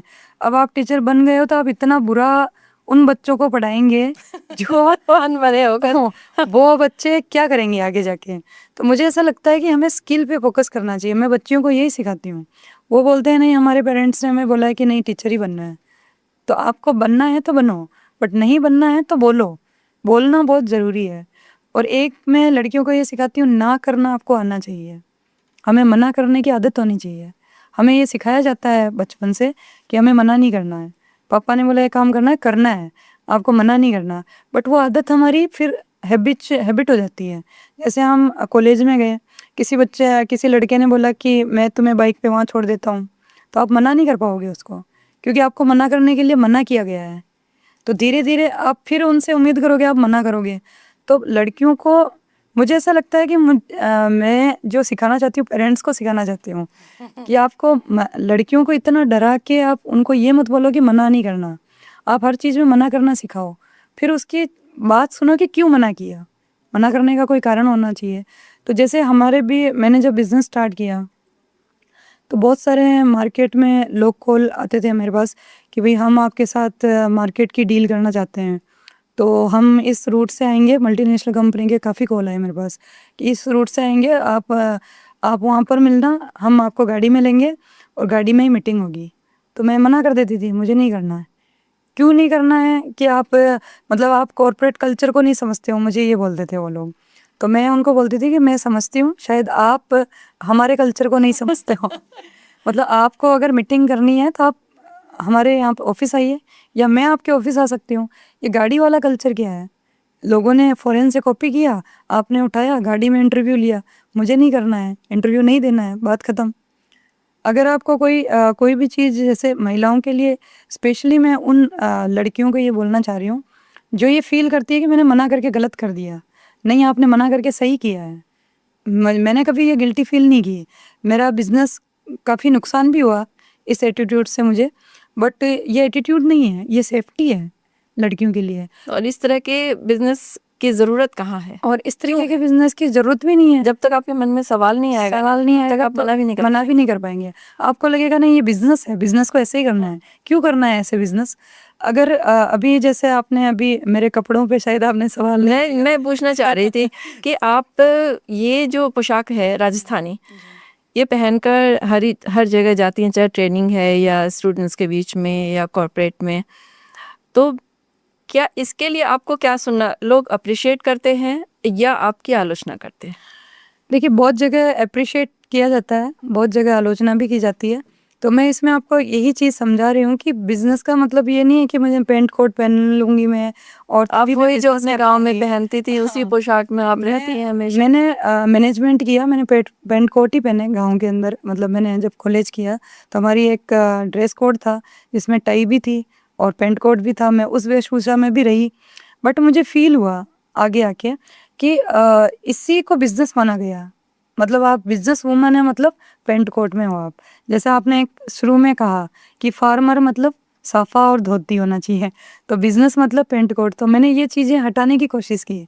आप किसी के लिबास को देख के, आप किसी के पहनावे को देख के आप उसका अंदाज़ा लगाना, ये बहुत गलत है कि ये पढ़ी लिखी है या नहीं है, या प्रोफेशन है या घरेलू है या गंवार है। ऐसे ही भाषा देख के आप ये नहीं कह सकते कि ये मतलब अपनी स्किल में अच्छी है या नहीं है। तो बहुत सारे साउथ की जो लेडी होती है उनको हिंदी नहीं आती, उनको इंग्लिश भी नहीं आती, उनको साउथ लैंग्वेज आती है। बट साउथ में भी वो खाना बहुत अच्छा पका लेती है और हमसे बेटर पका सकती है। जो काम हमें नहीं आता वो कर सकती है। तो सबकी अलग अलग स्किल होती है। तो मुझे ऐसा लगता है पहनावे को देख के किसी को जज नहीं करना चाहिए। बहुत बार ऐसा भी होता है हमारे समाज में कि जैसे मेरी फ्रेंड्स है या कोई मेरे गांव में जाती है लड़कियां, कोई भी गई हो, तो अंदाजे से ये बता देते हैं पेंट शर्ट पहन रखा है तो कि ये तो मतलब कॉर्पोरेट कल्चर से होगी, या संस्कार भी होंगे या नहीं होंगे, ये तक लोग डाउट कर लेते हैं। तो कपड़ों से आप कैसे अंदाज़ा लगा सकते हो कि इसके संस्कार है या नहीं है? तो मुझे तो लगता है कि पहनावे पे किसी को ऑब्जेक्शन नहीं होना चाहिए, जिसको जो कंफर्ट है वो पहने। बट ये भी नहीं है कि जैसे अभी छोटे कपड़ों पे भी बहुत सारे लोग थोड़ा सा ऑब्जेक्शन करते हैं, तो वो लड़कियों की गलती नहीं है, बच्चों की गलती नहीं। हम बच्चों को बचपन से क्या पहना रहे हैं? हमारे पेरेंट्स ने बचपन से हमें फुल पहनाया। अगर पैंट भी पहनाई फुल पहनाया, टी शर्ट भी पहनाया फुल पहनाया, अब हम नहीं पहन सकते हैं शॉर्ट, क्योंकि हमारी आदत हो चुकी है। आप छोटे बच्चों को जैसा ट्रेंड करोगे वही तो सीखेंगे। अभी छोटे बच्चों को आप जो रील बनाते हैं, ये बहुत ही बुरी बात मुझे लगता है कि जो पेरेंट्स सिखाते हैं, रील बनाते हैं, उनको गंदे गंदे गानों पे डांस करवा के फिर मूव्स भी बहुत एडल्ट वाले एडल्ट वाले करते हैं। तो वो जो गंदगी है हम खुद उनको सिखा रहे हैं। फिर जैसे ही बच्ची बड़ी होगी, आपकी 6-7 साल की बच्ची, आपको लग ही नहीं रहा कि ये लड़की है, बड़ी है, या लड़का भी है। और आप लड़के को भी जैसे आप बहुत ही टिपिकल गानों पे डांस करवा रहे हो, आप उसको बिंदास बता रहे हो कि ये बिंदास लड़का है, गाना वो बचपन से वो गाने में सुनता आया है, गोली शराब इन सब चीज़ों को लेके आप रिएक्ट कर रहे हो। फिर वो जैसे जैसे बच्चा 10 साल का हुआ, 11 साल का हुआ, फिर आप उसको बोलोगे नहीं नहीं ये तो गलत है, तू ये नहीं कर सकता। आपने बचपन से ये सिखाया है उसको, तो अब आप कैसे उसको बदल सकते हो? और आप चाहोगे भी तो बच्चा नहीं बदलेगा, वो आपसे आर्ग्यू करेगा। वो आर्ग्यू करेगा कि आपने ये पहले आपको गलत नहीं लगता था, ऐसे ही लड़कियों का आप बदल गए, अब आपको गलत लग रहा है। तो अगर हमें लगता है, अगर पेरेंट्स को लगता है कि हमें बच्चों को संस्कार देना चाहिए, तो आप वही संस्कार दीजिए जो आपको पसंद है या जो आप देखना चाहते हो किसी दूसरे में। आप वो संस्कार, ऐसा है ना, जेंट्स में एक चीज़ ऐसी होती है, जैसे कि कोई दूसरे घर की लड़की है, महिला है, जो अच्छा काम कर रही है, तो उसके हस्बैंड उसकी वाइफ को जाके घर पे बोलेंगे कि देखो वो महिला कितना अच्छा काम कर रही है। पर अगर वो उसकी वाइफ खुद अगर वैसा काम करने लगे तो वो टोकना रोकना स्टार्ट कर देंगे। क्यों? क्योंकि उनको लगता है कि दूसरों की वाइफ है, कर रही है, ठीक है, वो अच्छा काम कर रही है, अप्रिशिएट भी कर देंगे।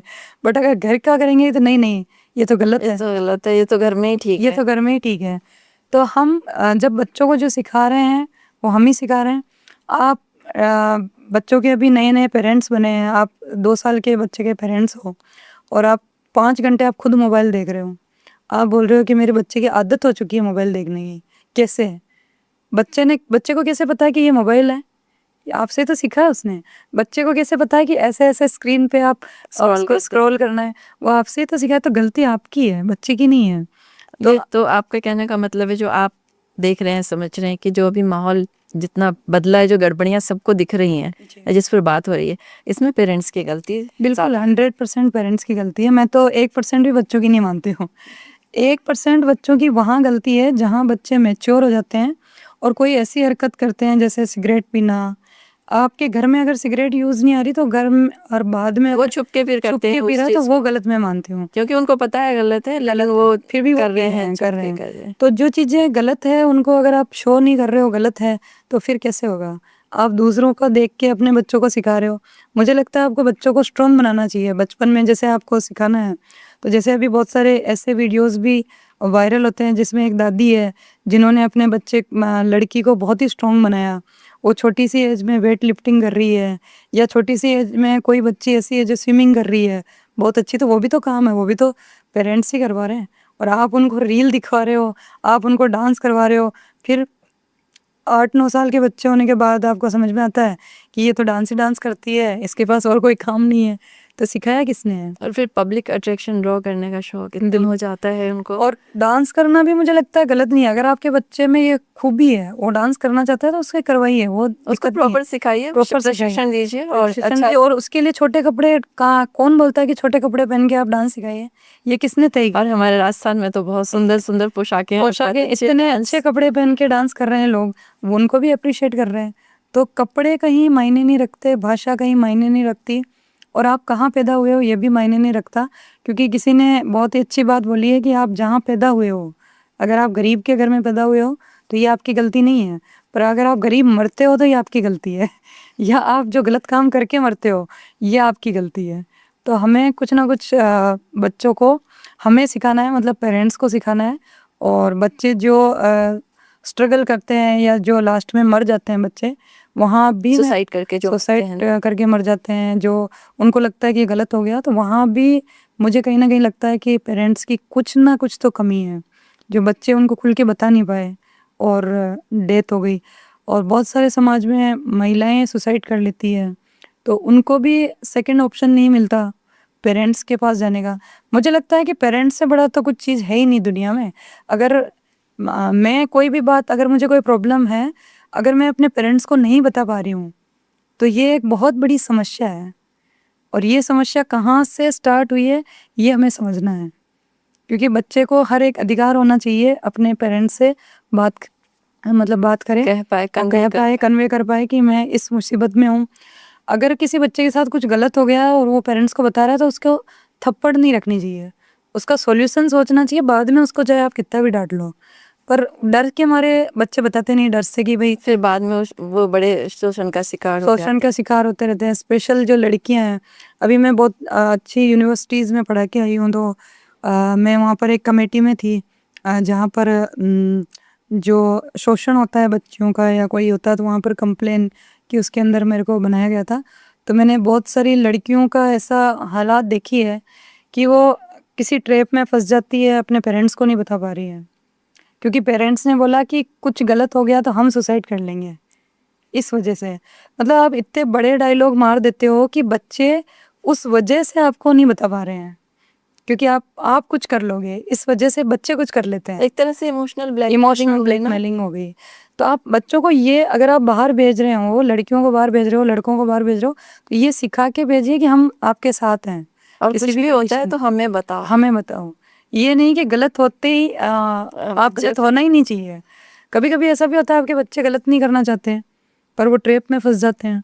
बहुत सारी ऐसी चीजें ये पेरेंट्स तक पहुंचाएंगे तो शायद पेरेंट्स उनको निकाल लें उसमें से। हाँ बिल्कुल निकाल सकते हैं, बट पेरेंट्स तक बात पहुंचती नहीं है।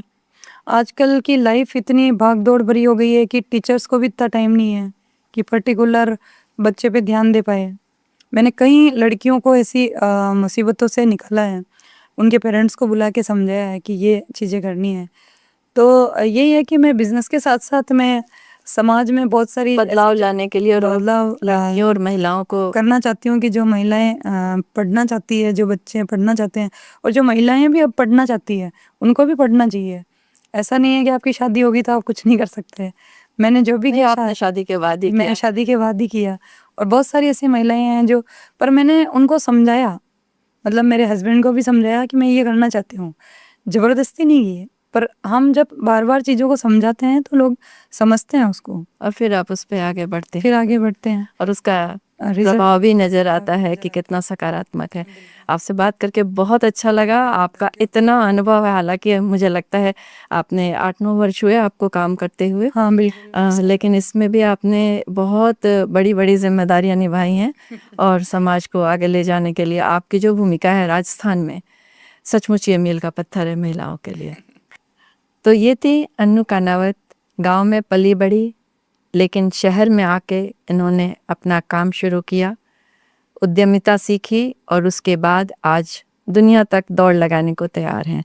सिर्फ अकेले नहीं बल्कि अपने साथ बहुत महिलाओं को लेके चल रही हैं और नई बच्चियां तैयार कर रही हैं, नई लड़कियां तैयार कर रही हैं जो आगे चलकर इन्हीं की तरह कहीं ना कहीं किसी न किसी दिशा में अपने आप को स्थापित करेंगी।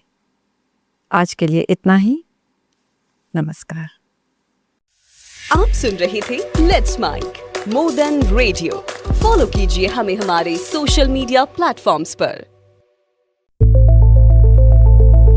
It's time for news. It's time for more than radio. Presenting the first radio news app, Let's Mic. Let's Mic, a news-based app on your phone where you get to watch and listen news, talk shows, interviews, radio show podcasts. On Let's Mic, you get all relevant information of TV, print, radio, podcast, and digital. Let's Mic talks about every segment of life.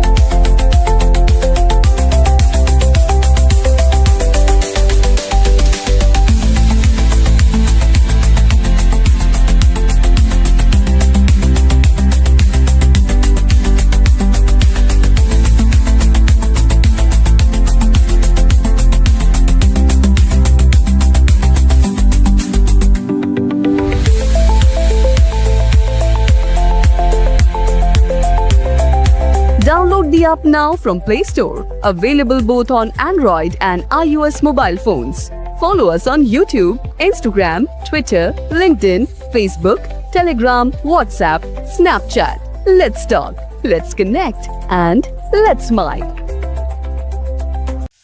आप सुन रहे थे let's mic more than radio.